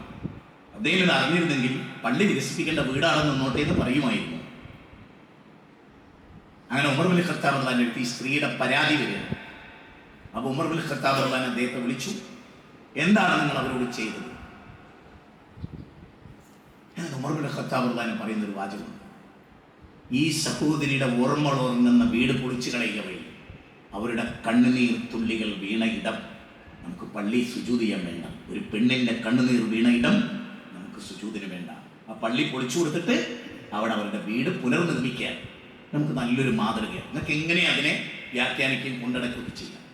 മറ്റൊരിക്കൽ ഉമർ ഇബ്നുൽ ഖത്താബ് റളിയല്ലാഹു അൻഹു ഒരു ടെന്റിനടുത്തൂടെ അങ്ങനെ പോകുമ്പോൾ ഒരു കുട്ടി കരയിൽ, ഭയങ്കരമായ കരച്ചിൽ. അപ്പോൾ ഉമർ ഇബ്നുൽ ഖത്താബ് റളിയല്ലാഹു അൻഹു ഉമ്മാനോട്, ഈ കുട്ടിയുടെ അമ്മാന്റെ തൊട്ടടുത്തൂടെ പോയിട്ട് പറഞ്ഞു, മാതാവേ, എന്തിനാണ് ഈ കുട്ടി കരയുന്നത്? മുല കൊടുത്തൂടെ നിങ്ങൾക്ക്? അതും പറഞ്ഞ് ഉമർ ഇബ്നുൽ ഖത്താബ് റളിയല്ലാഹു അൻഹു രാത്രി അർദ്ധരാത്രിയായപ്പോൾ ആ ടെന്റിൽ നിന്ന് കുട്ടിയുടെ കരച്ചിൽ വീണ്ടും ഉച്ചത്തിൽ കേട്ടപ്പോൾ ഉമർ ഇബ്നുൽ ഖത്താബ് റളിയല്ലാഹു അൻഹു ദേഷ്യം പിടിച്ചു. കാരണം ഒരു കുഞ്ഞിന്റെ കാര്യമാണ്. അദ്ദേഹം വന്നിട്ട് ഈ സ്ത്രീയെ ഒരല്പം ശക്തമായി തന്നെ ശകാരിച്ചു. അപ്പൊ അവര് പറഞ്ഞു, നിങ്ങൾക്കറിയില്ല ഞങ്ങളുടെ പ്രയാസം. ഖലീഫ ഉമറിന്റെ പ്രഖ്യാപനമുണ്ട്. എന്താ പ്രഖ്യാപനം? റേഷൻ കിട്ടണമെങ്കിൽ കുഞ്ഞു മുലകുടി മാറണം, മാറിയാലേ റേഷൻ കിട്ടും. അവർ പറയുന്നത്, ഞങ്ങൾ പട്ടിണി കിടക്കുകയാണ്, ഞങ്ങളുടെ കുഞ്ഞിന് മുലകുടി മാറണേ കുറച്ചുകൂടെ സമയമെടുക്കും, അതുകൊണ്ട് പാല് കൊടുക്കാതെ കുട്ടി കരഞ്ഞ് കരഞ്ഞ് കരഞ്ഞങ്ങ് ശീലാവും. അപ്പോൾ അത് കരച്ചിൽ നിർത്തും. അപ്പോൾ ഇതാ കുട്ടി പാല് കുടിക്കാനുള്ള റേഷൻ തരണമെന്ന് പറയും. ഈ സംഭവം കേട്ട ആ നിമിഷത്തിൽ അബൂബക്കർ സിദ്ദീഖ് അല്ല ഉമർ ഇബ്നുൽ ഖത്താബ് മടങ്ങി, കരഞ്ഞുകൊണ്ട്, വേദനിച്ചുകൊണ്ട്, ദുഃഖിച്ചുകൊണ്ട് അങ്ങേയറ്റത്തെ ഒരു നേതാവ്. കുല്ലുക്കും റാഇൻ വകുല്ലുക്കും മസ്ഊലൻ അൻ റഇയതിഹി. നിങ്ങൾ ഓരോരുത്തരും ഭരണാധികാരി, നിങ്ങളുടെ വീട്ടിലെ രാജ്യത്തിന്റെ ഭരണാധികാരി. സുബൈ അദ്ദേഹം ഇമാമത്ത്, സുബൈക്ക് അദ്ദേഹം കരഞ്ഞുകൊണ്ട് ഇമാമത്ത്, കരഞ്ഞുകൊണ്ട് ഖുർആൻ ഓതി, സലാം വീട്ടി, ദിക്റുകൾക്ക് ശേഷം അദ്ദേഹം പറഞ്ഞു, നിങ്ങൾ എനിക്ക് വേണ്ടി ദുആ ചെയ്യണം.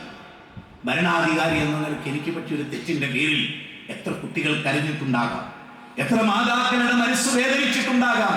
അതുകൊണ്ട് ഞാൻ ആ നിയമം എടുത്തു മാറ്റുന്നു. ജനിച്ച എല്ലാ കുട്ടികൾക്കും റേഷൻ ഉണ്ടെന്ന് പറയൂ. അതാണ്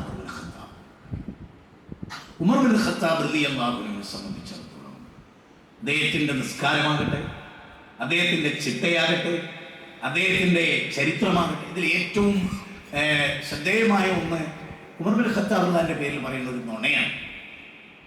നബി 11 നിസ്കരിച്ചെങ്കിലും ഉമർ ബിൻ ഖത്താബ് റളിയല്ലാഹു 23 നിസ്കരിച്ചു. പച്ച നുണയാണ്, അതൊരു നുണയാണ്.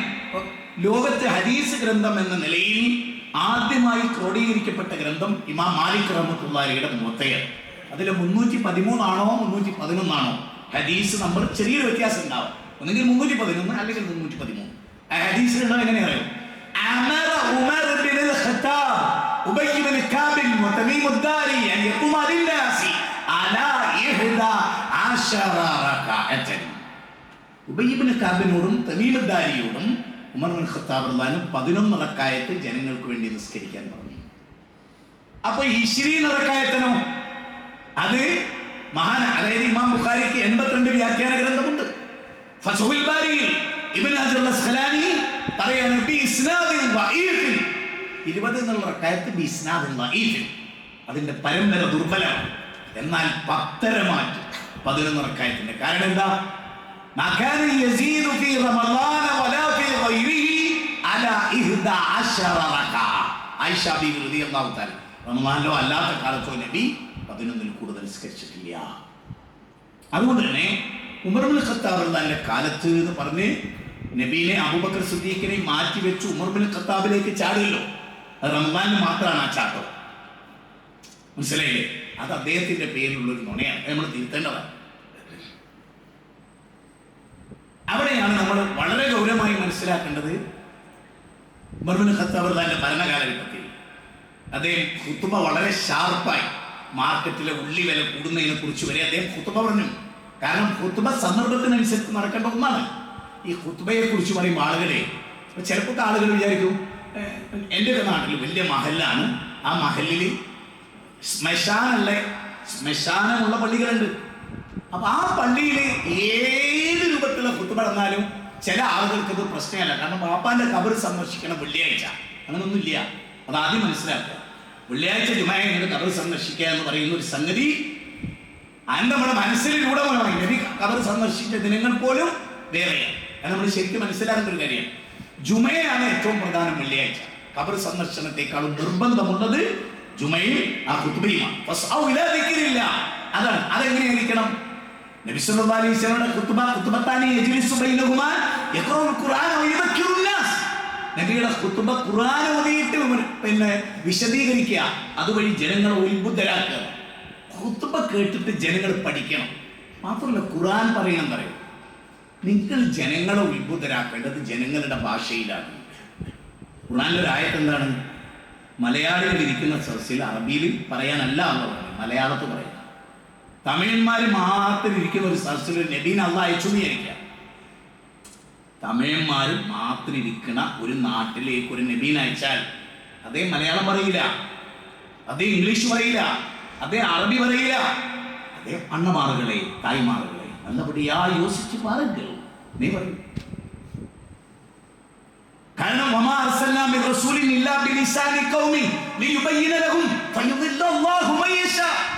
സൂറത്ത് ഇബ്രാഹിമിലെ 4-ാമത്തെ വചനം അറിയോ? ഒരു നബീനെ അയച്ചിട്ടില്ല. ആ നബി ഏത് സമൂഹത്തിലാണോ ആ സമൂഹത്തിന്റെ ഭാഷ ഏതോ ആ ഭാഷയിലായിട്ടുണ്ടല്ലാതെ. അറബി സംസാരിച്ച 4 നബിമാരാണ് ലോകത്തുണ്ടായത്. ബാക്കി എല്ലാവരും അനർബിയിൽ. നമ്മൾ പറയണേ, ഇപ്പൊ നിങ്ങൾ ഞാൻ ഒരു ഖുർആന്റെ വചനം ഒരു ബൈബിൾ വചനം പറയാം. ഒരു ഖുർആന്റെ വചനം നിങ്ങൾ കേട്ടോളൂ. ശ്രദ്ധിച്ചു കേൾക്കണം. ഇതേ വാചകം ബൈബിളിൽ മാർക്കോസിന്റെ 12-ാം അധ്യായം 29. എങ്ങനെയാണ് തുടങ്ങുന്നത്? ഇവിടെ എങ്ങനെയാണ് തുടങ്ങിയത്? യാ അയ്യുഹന്നാസ് ദുരിബ മസലും ഫസ്തമീലു.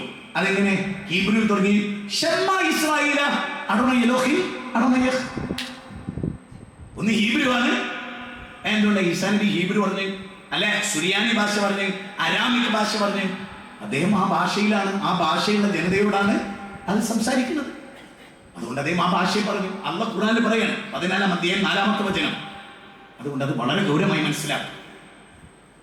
ഉമർ ഇബ്നുൽ ഖത്താബ് റളിയല്ലാഹു അൻഹു കഴിഞ്ഞാൽ ഞാൻ ഉസ്മാൻ ഇബ്നു അഫ്ഫാൻ, ഒരുപാട് ചരിത്രമാണ്. ഉമർ ഇബ്നുൽ ഖത്താബ് റളിയല്ലാഹു അൻഹു ചരിത്രം എന്ന് പറഞ്ഞാൽ ഈ ഫളായിലെ സ്വഹാബ എന്ന് പറഞ്ഞൊരു പുസ്തകമുണ്ട്. ഇമാം അഹ്മദ് ബിൻ ഹംബലിനാണ് 2000-ഓളം ഹദീസുകൾ കൊടുത്തുകൊണ്ടാണ് ആ പുസ്തകം. പച്ചെങ്കിലും വായിക്കണം. ഫളായിലെ സ്വഹാബ. ഉസ്മാൻ ഇബ്നു അഫ്ഫാനെ കുറിച്ച് 2-3 വാചകം മാത്രം പറയാം. ഒന്ന് നബി സല്ലല്ലാഹു അലൈഹി വസല്ലമയുടെ 2 പെൺകുട്ടികളെ ദുനുറൈനി എന്ന് വിളിക്കപ്പെട്ടിരുന്ന ആളാണത്. അദ്ദേഹത്തിന്റെ ഒരു പ്രത്യേകത, അദ്ദേഹം അബുൽ മസാക്കീൻ എന്ന അപരനാമത്തിൽ അറിയപ്പെട്ടതാണ്. ഈ മദീനത്തെ പള്ളിയുടെ ചുറ്റിലും അഹ്ലു സുഫത്ത്, അതായത് ഉടുതുണിക്ക് മറുതുണിയില്ലാത്ത, വസ്ത്രമില്ലാത്ത, ഭക്ഷണമില്ലാത്ത പാവപ്പെട്ട മനുഷ്യർക്ക് ഒരു നേരം മൃഷ്ടാന്നം ഭക്ഷിക്കാൻ ഭക്ഷണം കൊടുത്തിരുന്ന ആളാണ് ഡെയിലി.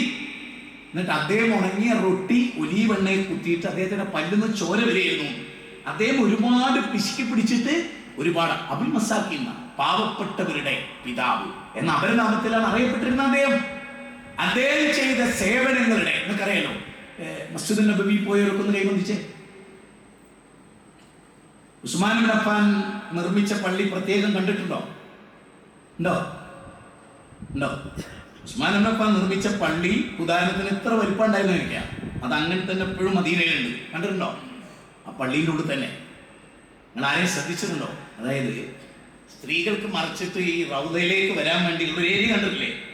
അതിലിങ്ങനെ പോയിട്ട് അപ്പുറത്തൊരു കുട പൊന്തുന്നത് കണ്ടില്ലേ? അതിന്റെ തൊട്ടിപ്പുറത്ത് കാണാം ഇങ്ങനെ.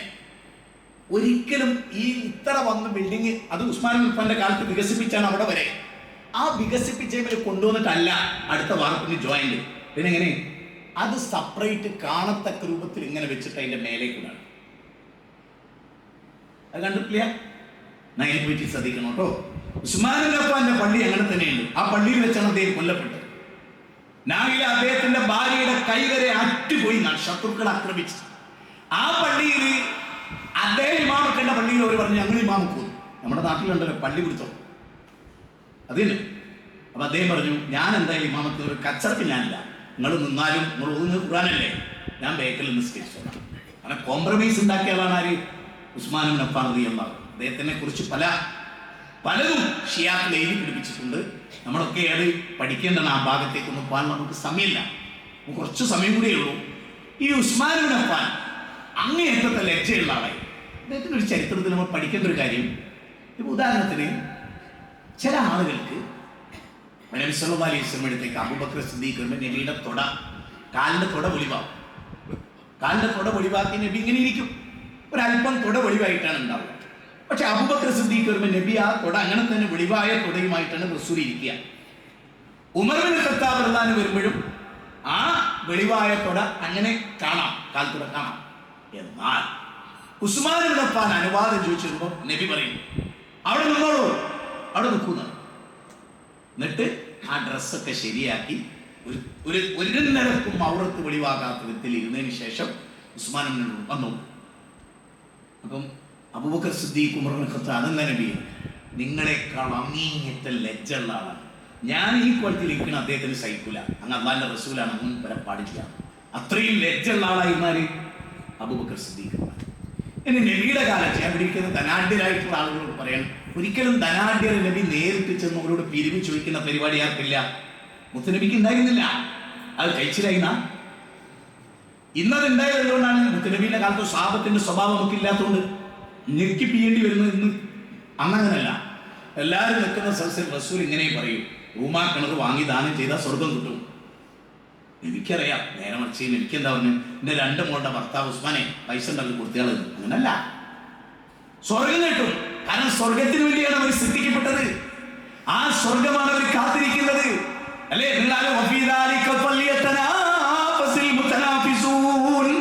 കിടമത്സരം 83-ാം അധ്യായം. കിടമത്സരം നടത്തുന്നവർ ആ സ്വർഗത്തിന് വേണ്ടി കിടമത്സരം നടത്തട്ടെ.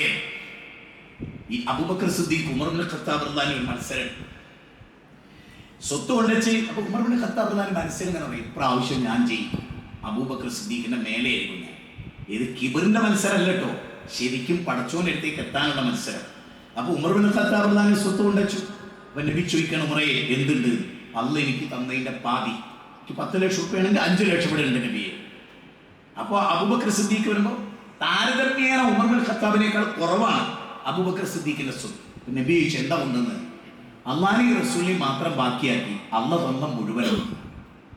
അന്ന് ഉമർ ഇബ്നു ഖത്താബ് റളിയല്ലാഹു പറയുന്ന ഒരു കാര്യമുണ്ട്, സ്വർഗത്തിന്റെ 8 വാതിലുകളിലൂടെ ഞാൻ അബൂബക്കർ സിദ്ദീഖിനോട് മത്സരിച്ചിട്ട് കാര്യമില്ല, അതുകൊണ്ട് വെറുതെ എന്റെ അമല് ഞാൻ ചെയ്തുകൊണ്ടിരിക്കുക, അബൂബക്കറിനെ തോൽപ്പിക്കാമെന്നുള്ള നീയത്ത് വെച്ചിട്ട്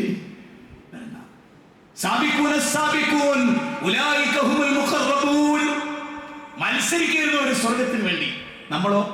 ഇപ്പൊ നിങ്ങൾ നോക്ക്, അബ്ദുറഹ്മാൻ ബിൻ ഔഫ്, ചെറിയൊരു ഉദാഹരണം. അദ്ദേഹത്തിന്റെ നോമ്പുകാരനായി നോമ്പ് തുറക്കാൻ സുപ്രയിലേക്ക് വരിക. സുപ്രയിലേക്ക് വരുന്ന സമയത്ത് നിറഞ്ഞ ഫുഡ്. ഒഡീശ്വരനാണ് അബ്ദുറഹ്മാൻ ബിൻ ഔഫ്, ഒഡീശ്വരനാണ്. ഇന്നത്തെ ബിൽഗേറ്റ്സും അംബാനി പോലും ചിലപ്പോൾ അദ്ദേഹത്തിന്റെ അടുത്തെത്തൂല. അന്നത്തെ മൂല്യം കണക്കാക്കി ഇന്നത്തെ മൂല്യം കണക്കാക്കില്ല, അങ്ങനത്തെ പണക്കാരായിരുന്നു. ആ മഹാനായ അബ്ദുറഹ്മാൻ ബിൻ ഔഫ് ഈ സുപ്രയിൽ വന്നിരുന്നപ്പോൾ അദ്ദേഹം അങ്ങോട്ട് കരഞ്ഞു. മിസ്അബ് റളിയല്ലാഹുവിനെ ഓർത്തിട്ട്. ആരാ മിസ്അബ്? മിസ്അബ് റളിയല്ലാഹുവിനെ ഉഹദിന്റെ രണഭൂമിയിൽ അതായത് മിസ്അബ് റളിയല്ലാഹു ഇങ്ങനെ മുഖം മണലിലേക്ക് ഇങ്ങനെ കുമ്പിട്ട് കിടക്കുകയാണ്. അങ്ങനെ ബോധപൂർവം കിടന്നതാണ് അദ്ദേഹം. കാരണം നബി കൊല്ലപ്പെടുന്നായപ്പോൾ അത് കാണാൻ അദ്ദേഹത്തിന് കഴിഞ്ഞില്ല. അപ്പൊ അദ്ദേഹത്തിന്റെ വലത്തെ കൈ വെട്ടി മുറിച്ചു വരും. അങ്ങനെ അദ്ദേഹം ഇടത്തെ കൈയിലേക്ക് കൊടി പിടിച്ചു. ഇടത്തെ കൈ വെട്ടി കിട്ടി, നെഞ്ചിനിടയിൽ ആ കൊടി ചേർത്ത് പിടിച്ചു. മുറിഞ്ഞ കൈകൾ കൊണ്ട്, അച്ചു തൂങ്ങിയ 2 കൈകൾ കൊണ്ട് നെഞ്ചിനോട് ഇസ്ലാമിന്റെ കൊടി ചേർത്ത് പിടിച്ചു. അവസാനം സൂറത്ത് ആൽ ഇംറാനിലെ 144-ാമത്തെ വചനം ഉച്ചരിച്ചുകൊണ്ട് മിസ്അബ് നിലത്ത് വീണു. ഖബ്ബാബ് ബിൻ ഹറത്ത് റളിയല്ലാഹു പറയാണ്, നബി ഉഹദിന്റെ രണഭൂമിയിൽ മിസ്അബിനെ എടുത്തിട്ട് ഇങ്ങോട്ട് പിടിച്ചു 2 കൈയിൽ. അല്ലാഹുവിന്റെ റസൂൽ കുട്ടികൾ കരയുന്ന പോലെ കരഞ്ഞു. എന്നിട്ട് പറഞ്ഞു, മിസ്അബിനെ ജീവിതത്തിന്റെ 2 ഘട്ടത്തിലും ഞാൻ കണ്ടിട്ടുണ്ട്. ഇന്നിതാ തലമറച്ചാൽ കാലുപുറത്ത്, കാലുമറച്ചാൽ തലപുറത്ത് എന്ന രൂപത്തിൽ എന്റെ മിസ്അബ് വായിൽ വെള്ളിക്കരണ്ടിയുമായി ജനിച്ച ആളാ മിസ്അബ് റഹ്മാൻ. ആ മിസ്അബ് റഹ്മാനെ ഓർത്തിട്ട് അബ്ദുറഹ്മാൻ ബിൻ ഔഫ് ഈ ഭക്ഷണമൊക്കെ വേണ്ടാന്ന് വെച്ചു. അവരുടെ ഓർമ്മകൾ അവർ ഭയങ്കര സ്നേഹത്തിലായിരുന്നു. അബ്ദുറഹ്മാൻ ബിൻ ഔഫിനോട് ആയിഷ ബീവി ഒരിക്കലും പറഞ്ഞു, ധനാഢ്യരായ ആളുകൾ സ്വർഗത്തിൽ പോവുക നല്ല പ്രയാസപ്പെട്ടിട്ടാണ്, സ്വർഗത്തിൽ നിരങ്ങിയിട്ടാ പോവുക. അപ്പൊ അന്ന് മദീനയുടെ മാർക്കറ്റിൽ 70 ഒട്ടകപ്പുറത്ത് അബ്ദുറഹ്മാൻ ബിൻ ഔഫിന്റെ വിഭവങ്ങൾ വന്നു. മാർക്കറ്റ് കച്ചവടം ചെയ്യാനുണ്ട്. 70 ഒട്ടകപ്പുറത്ത്. നമ്മുടെ നാട്ടിൽ 70 ലോറിയിൽ സാധനം വരിക എന്ന് പറയണേ, അത്രയും വലിയ ഒട്ടകക്കട്ടിലിൽ സാധനം. സ്വർഗം ലഭിക്കുന്നതിന് വേണ്ടി ആ 70 ഒട്ടകത്തിലെയും വിഭവങ്ങൾ അദ്ദേഹം ദാനം ചെയ്തു. നാം ആലോചിക്കേണ്ട കാര്യമാണ്. എന്നാൽ നമുക്ക് അബൂ തലത്തുൽ അൻസാരി, ഞാൻ ഇവിടെ ഇരിക്കുന്ന സ്ത്രീകളും എല്ലാവരും ഈ അബൂ തലത്തുൽ അൻസാരി കല്യാണം കഴിക്കുന്ന ഉമ്മു സുലൈമിന്റെ അടുത്ത് വരുമ്പോൾ ഉമ്മു സുലൈം പറയുന്ന ഒരു കാര്യമുണ്ട്, എനിക്ക് നിങ്ങളെ കല്യാണം കഴിക്കാൻ ബുദ്ധിമുട്ടാണ്, നിങ്ങൾ ബുദ്ധിയില്ലാത്ത ആളാണ്.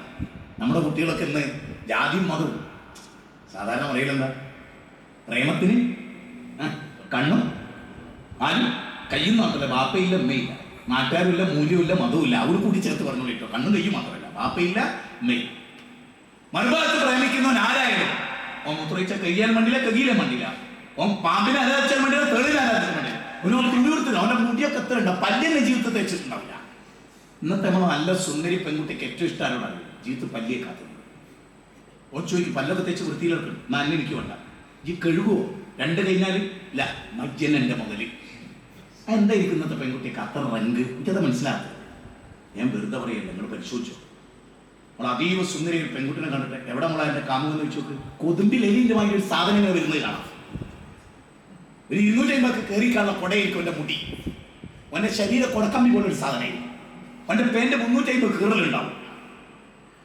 ഈ സാധനത്തിന് എന്താ യോഗ്യത? ഒരു യോഗ്യത ഇല്ല എന്നുള്ളതാണ് അത്ര യോഗ്യത നമ്മുടെ കുട്ടികളെ.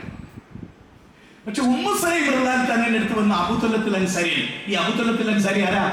സുമുഖരിൽ സുമുഖൻ, ലക്ഷപ്രഭു, കോടീശ്വരൻ, 50 അമ്പെയ്ത്തുകാരിൽ മഹാധീരൻ. അദ്ദേഹം വന്നിട്ട് ചോദിക്കുമ്പോൾ ഉമ്മു സുലൈം റളിയല്ലാഹു തആല പറയുന്നത് അറിയോ? എന്താ പൈസ ഒന്നും ഉണ്ടായിട്ടില്ല, ബുദ്ധിയില്ല. അത് അദ്ദേഹത്തിന് വല്ലാത്തൊരു ഷെയിമായി. അതേ ചോദിച്ചെന്താ ഒന്നില്ല, ഒരു മരത്തടി അതിങ്ങനെ മുറിച്ചിട്ട് തീയിലിട്ടാൽ കത്തിപ്പോവും. അതിന്റെ ബാക്കിയുള്ള മരത്തടി കൊണ്ട് ബിംബത്തെ ഉണ്ടാക്കിയിട്ട് പൂജാമുറിയിൽ വെച്ചിട്ട് പറയാം ഇത് ദൈവമാണ്, അതിനെ പിടിച്ചൊന്ന് തീയിലിട്ട് വെക്കുക. മുസ്ലിം കത്തിയതായി പോവും. അതുകൊണ്ട് ആദ്യം നിങ്ങൾക്ക് ബുദ്ധി ഉറക്കട്ടെ, എന്നിട്ട് എൻ്റെ ഭാര്യ അതാ, ഞാൻ അത്യാവശ്യം ബുദ്ധിയുള്ളതാണ്, തൗഹീദുള്ള ഒരു ബുദ്ധിയുള്ളവരാണ്, അത് മനസ്സിലായിക്കോട്ടെ. ഒരു മീൻ പീടികയിൽ മീൻ വിൽക്കണ ബഷീർ അള്ളാനെ മാത്രം വിളിക്കണമെങ്കിൽ ലോകത്തെ 700 ശാസ്ത്രകാരൻ പോലും അദ്ദേഹത്തിന്റെ ബുദ്ധിയുടെ ഏലായിട്ടില്ല. കാരണം ഈ മഹാപ്രപഞ്ചത്തെ സൃഷ്ടിച്ചൊരു പടച്ചോനാന്ന് കണ്ടെത്താൻ കഴിയാത്തവൻ ഓൻ ഏത് എഡ്യൂക്കേഷൻ ഉണ്ടായിട്ടുണ്ടാ. എന്നിട്ട് ഈ അബൂതലത്തിൽ അൻസാരി ചെയ്യുന്നതറിയോ, അദ്ദേഹത്തിന്റെ രാത്രിയിൽ ഇതിങ്ങനെ മുസ്ലിമിന്റെ ഈ വാചകം ഇങ്ങനെ മനസ്സിൽ കിടന്നിങ്ങനെ തിളക്കുക. ഇങ്ങനെ ബിംബത്തെ പൂജാമുറിയിൽ നോക്കും, ബിംബത്തിങ്ങനെ നോക്കും, എന്നാൽ ആ ബിംബം എടുത്ത് കൊണ്ടുവന്നിട്ട് മുറ്റത്തേക്ക് കുറച്ച് കഴിഞ്ഞിട്ട് വീണ്ടും ആ ബിംബം എടുത്തിട്ട് പൂജാമുറിയിൽ വെക്കും. എന്താ കുരുത്തക്കേട് വെച്ചു ഞാൻ. അതാണ് 39-ാമത്തെയും 36-ാമത്തെ വചനത്തിൽ പറയുന്ന അലൈഹിസ്സല്ലാഹു ബിക്കാഫിൻ അബ്ദു, അള്ളാഹ്ക്ക് പുറമേയുള്ളവർ അവർ നിന്നെ പേടിപ്പിക്കുന്നു എന്നൊക്കെ ചോദിക്കുന്ന ഈ സന്ദർഭത്തിലാണ്. പിന്നെ എടുത്ത് പുറത്തിടും, പിന്നെ അവസാനം അത് ഉപേക്ഷിച്ച് തൗഹീദ് സ്വീകരിച്ച് 80 ചില്ലാനം വെട്ടേറ്റിരുന്നു ഉഹദ് യുദ്ധത്തിൽ. അബൂതലത്തിൽ അൻസാരിക്ക് 80 ചില്ലാനം. ഈ അബൂതലത്തിൽ അൻസാരിയാണ് ബൈറുവാദ് തോട്ടം, മദീന ബാബുജീബി എന്ന് പറയുന്നത്. ആ ഭാഗം ഇറങ്ങിയിട്ട് വരുന്ന പിന്നെ കാണുന്ന എന്താണ്, വിശാലമായ മാർബിൾ അല്ലെങ്കിൽ ഗ്രാനൈറ്റ് ഒട്ടിച്ചിരിക്കുകയാണ് 2 കിലോമീറ്ററോളം. അത് ശരിക്കും എന്താണെന്ന് വിചാരിച്ചാൽ ബൈറുവാദ് തോട്ടായിരുന്നു. ആ ബാബുജീബിൽ നിന്ന് ഇറങ്ങുന്നിടത്തായിരുന്നു ബൈറുവാദ് തോട്ടം. ആ തോട്ടം 3-ാം അധ്യായം 92-ാമത്തെ വചനം. അതായത് സുന്നത്ത് നിസ്കരിക്കാൻ അദ്ദേഹം തോട്ടത്തിൽ വരും. ബൈറുവാദ് തോട്ടത്തിൽ സുന്നത്ത് നിസ്കരിക്കാൻ വേണ്ടി വരും. ഈ ബൈറുവാദ് തോട്ടത്തിൽ സുന്നത്ത് നിസ്കരിക്കാൻ വരുമ്പോൾ പക്ഷികളുടെ കളപൂജനം കേട്ട് ദുനിയാവിനോടുള്ള മഹബത്ത് മൂത്തപ്പോ അവിടെ നിങ്ങൾ നോക്ക്, ഓതി കൊടുത്ത ആളാണ് ആര്? നബി. എന്നാ നബി പറഞ്ഞോ അബൂതലത്തിൽ അൻസാരി ബൈറുവാദ് ദാനം ചെയ്ത് കളയും, വഖഫ് ചെയ്ത് കളയും? മിണ്ടിയില്ല. അദ്ദേഹം വന്നിട്ട് നബീനോട് പറയാം, ഇനി ഈ സ്വത്ത് എനിക്ക് വേണ്ട, ഏറ്റവും പ്രിയങ്കരം ബൈറുവാദ് തോട്ടമാണ്, ഞാൻ എത്തുകയാണ്. നമ്മുടെ നാട്ടില് 10 സെന്റ് ഭൂമി പള്ളിക്ക് റോഡ് സൈഡിൽ ചോദിച്ചാൽ കൊടുക്കാത്തവർ നമ്മൾ ഇരിക്കുന്നവരൊക്കെ. എന്നിട്ട് നമ്മൾ മരിച്ചാൽ മോൻ പറയും 20 സെന്റ് നിങ്ങൾ എടുത്തോളി. കാരണം മുത്തുനബി ചോദിക്കേണ്ട അനന്തരാവകാശത്തിന് കാവലിരിക്കുന്ന വിഡ്ഢികളാണോ നിങ്ങൾ? നിങ്ങളെ കയ്യിലുണ്ടായിരുന്ന കാലത്ത് മക്കൾക്കൊന്നും അവകാശമില്ല, നിങ്ങളതാ.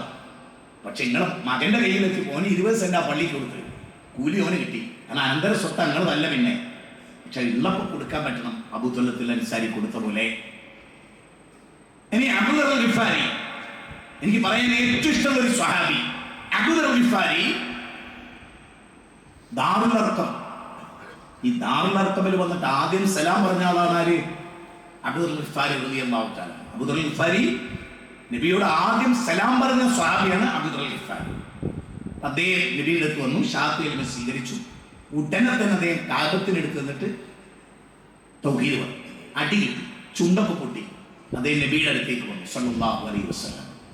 അബ്ദുൽ ഗഫാരിയോട് റസൂൽ പറഞ്ഞു, എന്തിനാണ് ഇവിടുത്തെ അവസ്ഥ അറിയില്ലേ? ഞങ്ങളൊക്കെ ഇവിടെ പേടിച്ചിങ്ങനെ കഴിയുന്നൊരു ഘട്ടമാണിത്. അങ്ങനെ 2-ാമത്തെ ദിവസവും അബൂദർ ഗഫാരി അവിടെ എത്തി. അബ്ദുൽ ഗഫാരി അവിടെ എത്തിയപ്പോൾ 2 സ്ത്രീകൾ ബിംബത്തെ ആരാധിക്കുക. അപ്പൊ അദ്ദേഹം അതിനെതിരെ ശബ്ദിച്ചു. അപ്പൊ സ്ത്രീകൾ ഒച്ചപ്പാടുണ്ടാക്കി, ബഹളം ഉണ്ടാക്കി. അപ്പൊ ആളുകൾ വന്ന് അദ്ദേഹത്തിന് വീണ്ടും തല്ലി കിട്ടി. അബൂദർ ഗഫാരി വീണ്ടും റസൂലിന്റെ അടുത്ത് പറഞ്ഞത്, ഞാൻ പറഞ്ഞല്ലേ അബൂദറെ, കുറച്ച് അപകടം പിടിച്ച ഏരിയയായിരുന്നു, നീ പൊയ്ക്കോ, ഇവിടെ നിൽക്കണ്ട, നിന്റെ നാട്ടിലോട്ട് പൊയ്ക്കോ. എന്നിട്ട് അബൂദർ ഗഫാരിയോട് മുത്തുനബി പറയുന്ന ഒരു കാര്യം, നീ ഇവിടുന്ന് പഠിച്ചത് നിന്റെ ഗോത്രത്തിൽ പോയിട്ട് പറഞ്ഞു. ഇനി ഞാൻ പറയുന്ന എല്ലാവരും ഒന്ന് ശ്രദ്ധിച്ചേ.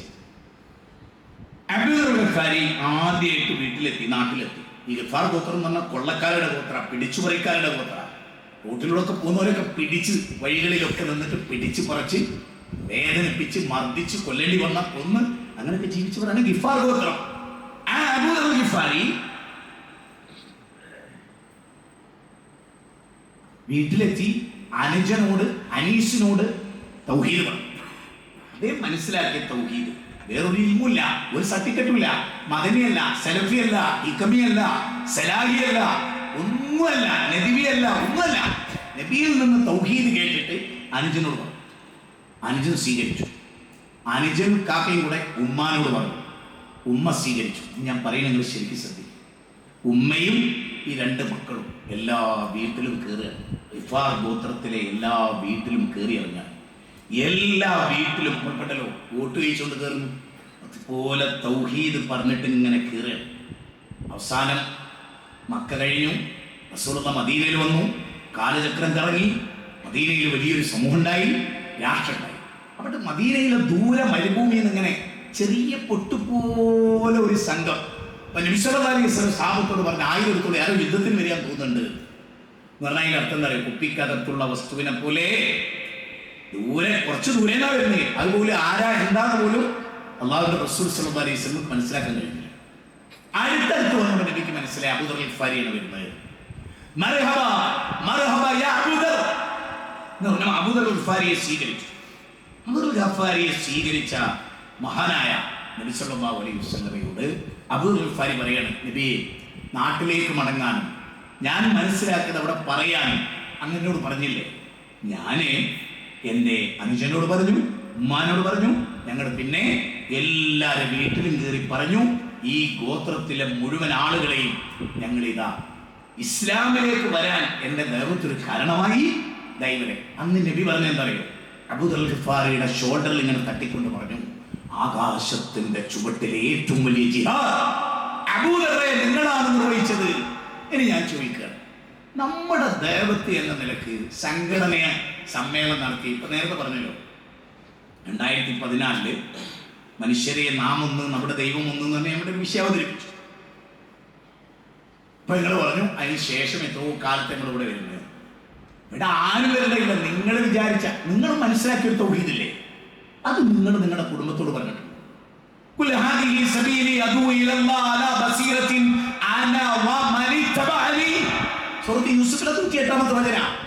ഞാനും എന്നെ വിശ്വസിച്ച സഹാബത്തും നിങ്ങളെ ക്ഷണിക്കുന്നത് ശുദ്ധമായ തൗഹീദിലേക്കാണ്. ആലോചിക്കുന്നത്. അപ്പൊ ആ തൗഹീദി പ്രബോധനം നമ്മുടെ ബാധ്യതയാണ്. ഇനിയോ മഹാനായ അബൂജന്തൽ ഒരു വലിയ ചരിത്രമാണ്. സുഹൈൽ ബിൻ അംറിന്റെ മകനാണ്. ഏറ്റവും ഹുദൈബിയ സന്ധിയിൽ മറുഭാഗത്ത് ബിസ്മി ഇന്ത്യ വെട്ടി ഒഴിവാക്കണം എന്ന് പറഞ്ഞ സുഹൈൽ ബിൻ അംറിന്റെ മോനാണ് അബൂജന്തൽ. ഈ അബൂജന്തൽ കാലിൽ ചങ്ങലയൊക്കെ ആയിട്ട് നബിയുടെ അടുത്ത് എത്തുക. ഹുദൈബിയ സന്ധി സമയത്ത് കരാറിൽ ഒപ്പുവെക്കാൻ സമയമായി. കരാറിൽ ഇങ്ങനെ പൂർത്തീകരിച്ചതിന് ആ നിയമം പ്രാബല്യത്തിൽ വന്നിട്ടില്ല. അതിനിടയിലാണ് അബൂജന്തൽ വരുന്നത്. നബിയെ ഇസ്ലാം സ്വീകരിച്ചതിന്റെ പേരിൽ നബിയെ ഒരു പീഡിപ്പിക്കും. സ്വന്തം അബൂജന്തലിന്റെ മുഖത്ത് ആഞ്ഞടിച്ചു. ശരിക്കും കണ്ണൊന്ന് പൊന്നിച്ച പറയിപ്പോയി അബൂജന്തലിനെ. നബി സല്ലല്ലാഹു അലൈഹി വസല്ലം കരാർ പാലിച്ച നബി സല്ലല്ലാഹു അലൈഹി വസല്ലം അബൂജന്തലിനോട് പറഞ്ഞു, അബൂജന്തലേ കരാറിൽ ഏർപ്പെട്ടു, അബൂജന്തലേ ഇനി മാറ്റി പറയാൻ പറ്റില്ല. അബൂജന്തലേ നീ മടങ്ങിപ്പോണം. നിനക്ക് അല്ലാഹു ഒരു മഖ്റജ് ഉണ്ടാക്കി തരും. അബൂജന്തലേ പീഡനമായിരുന്നു, ത്യാഗമായിരുന്നു, ബഹിഷ്കരണമായിരുന്നു. 13 കൊല്ലത്തെ മക്ക ജീവിതത്തിൽ നിന്ന് മദീനയിലേക്ക് പോകുമ്പോ വല്ലദീന ഉഖ്രിജു മിൻ ദിയാരിഹിം ബിഗൈരി ഹഖ്ഖിൻ ഇല്ലാ അൻ യഖൂലു റബ്ബുന അല്ലാഹ് ഇല്ലാ അൻ യഖൂലു റബ്ബുന അല്ലാഹ് ഇല്ലാ അൻ യഖൂലു റബ്ബുന അല്ലാഹ്. സൂറത്ത് ഹജ്ജിലെ 39-40 വചനം. അല്ലാഹുവിനും ആ അല്ലാഹനെ ഞങ്ങൾ വിളിക്കുന്നു പറഞ്ഞതിന്റെ പേരിൽ വീട്ടിൽ നിന്ന് പുറത്താക്കപ്പെട്ടവർ, നാട്ടിൽ നിന്ന് നാട്ടി ഓടിക്കപ്പെട്ടവർ. ഇന്നല്ലാഹു ഇസ്തറാ മിനൽ മുഅ്മിനീന അൻഫുസഹും വഅംവാലഹും ബിഅന്ന ലഹുൽ ജന്ന ബിഅന്ന ലഹുൽ ജന്ന ബിഅന്ന ലഹുൽ ജന്ന. സൂറത്ത് തൗബയുടെ 111 വചനമാണ്. ശരീരവും സമ്പത്തും വിലക്ക് വാങ്ങി. അവർ കൊല്ലപ്പെട്ടു, അവർ കൊല്ലുകയും ചെയ്തു അല്ലാഹുവിന് വേണ്ടി. യാ അയ്യുഹല്ലദീന ആമനൂ ഹൽ അദുല്ലുക്കും അലാ തിജാറത്തിൻ തുൻജീകും മിൻ അദാബിൻ അലീം തുഅ്മിനൂന ബില്ലാഹി വറസൂലിഹി വതുജാഹിദൂന ഫീ സബീലില്ലാഹി ബിഅംവാലികും വഅൻഫുസികും. ശരീരം കൊണ്ടും സമ്പത്ത് കൊണ്ടും ഒരടരാടി കൈകൾ കൊടുത്തു, കാലുകൾ കൊടുത്തു.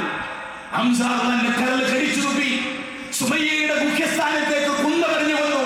അമ്മാറും യാസറും സുമയ്യയും ഖബ്ബാബും പീഡിപ്പിക്കപ്പെട്ടു. ഖബ്ബാബിൻ ഹറത്തുള്ളാനെ മലർത്തി കിടത്തി. പുറത്തുകൂടെ അഗ്നിജ്വാലകൾ വലിച്ചേച്ചു. ഉമർ ഇബ്നു ഖത്താബ് റളിയല്ലാഹു അൻഹു കാലത്ത് ഖബ്ബാബ് വരുന്ന രംഗമുണ്ട്. അദ്ദേഹത്തിന്റെ നോക്കി അദ്ദേഹം എപ്പോഴും ഒരു പുതപ്പിന്റെ കഷ്ണം ഇങ്ങനെ പിടിക്കുമായിരുന്നു. ഇങ്ങനെ പുറത്തോട്ട് ഇങ്ങനെ താഴെ വരെ മര്യാണി വരെ എത്തുന്ന വിധത്തിൽ ഒരു പുതപ്പ് ഇങ്ങനെ പിടിക്കുമായിരുന്നു. ഉമർ ഇബ്നു ഖത്താബ് റളിയല്ലാഹു അൻഹു സദസ്സിൽ വന്നപ്പോൾ അറിയാതെ ആ പുതപ്പിന്റെ പിടുത്തം വിട്ടു.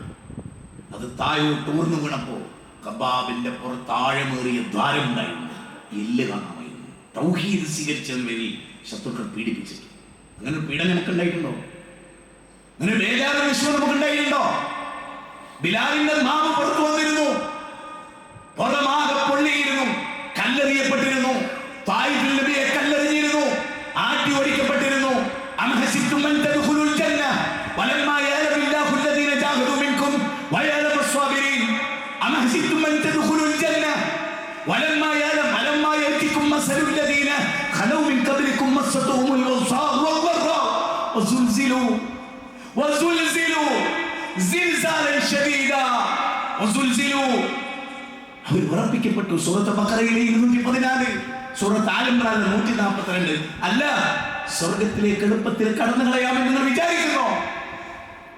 സുമയ്യ ബീവി പീഡിപ്പിക്കപ്പെട്ടു, ആയിഷ ബീവി അപഹസിക്കപ്പെട്ടു, സൈനബ ബീവിക്ക് ചീത്ത കേൾക്കേണ്ടി വന്നു, പല ആളുകളും പീഡിപ്പിക്കപ്പെട്ടു. അള്ളാഹുവിന്റെ ദീനിനു വേണ്ടി അവർ നിലകൊണ്ടു. മരണത്തിന് ശേഷം ഒരു ജീവിതമുണ്ടെന്ന് അവർ മനസ്സിലാക്കി. ഇനി അള്ളാഹ് നമ്മളോട് പറയണം. ഞാൻ അവസാനത്തിലേക്ക് വരികയാണ്. അല്ലാഹു സുബ്ഹാനഹു വ തആല നമ്മുടെ വസ്സാബിഖൂനൽ അവ്വലൂൻ മിനൽ മുഹാജിരീന വൽ അൻസാർ വല്ലദീന തബഊഹും ബിഇഹ്സാൻ റളിയല്ലാഹു അൻഹു വറളു അൻഹു. മുൻകടന്നു പോയ മുഹാജിറുകളും അൻസാറുകളും, മുഹാജിറുകൾ മദീനയിലേക്ക് വന്നപ്പോൾ അവർ കാത്തിരുന്നു. യൂസ്റൂന അലാ അൻഫുസിഹിം വലൗ കാന ബിഹിം ഖസാസ.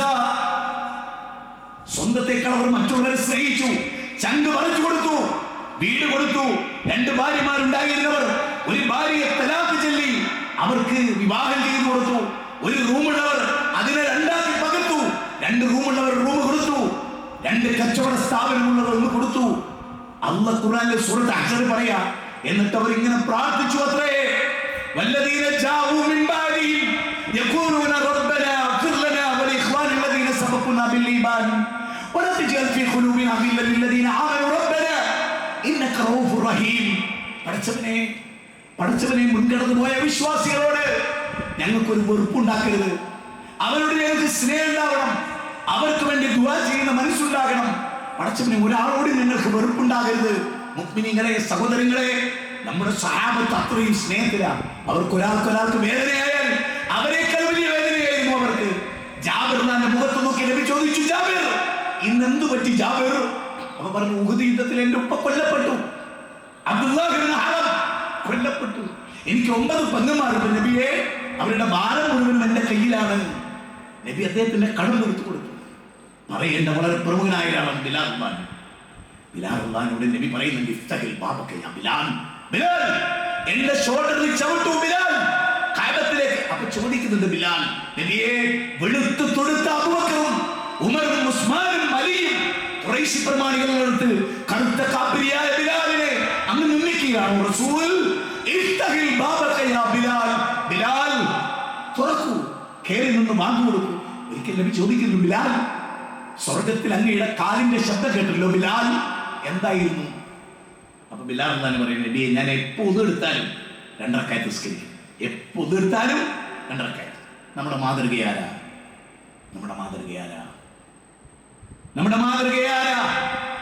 ഉമർ ബിൻ ഖത്താബിന്റെ കാലത്താണ് ഒരു പെണ്ണ് പാടി, ചുറ്റും കറുത്ത് തപോമയമായി മുറ്റുനിരവധിയിലേതാകിയാണ് ഞാൻ, മുട്ടിനെ തോയനില്ലായികയാൽ നിദ്ര പറന്നുപോയോ. ഉമർ ബിൻ ഖത്താബ് കേൾക്ക്, എന്താ പെണ്ണ് പാടുന്നത്?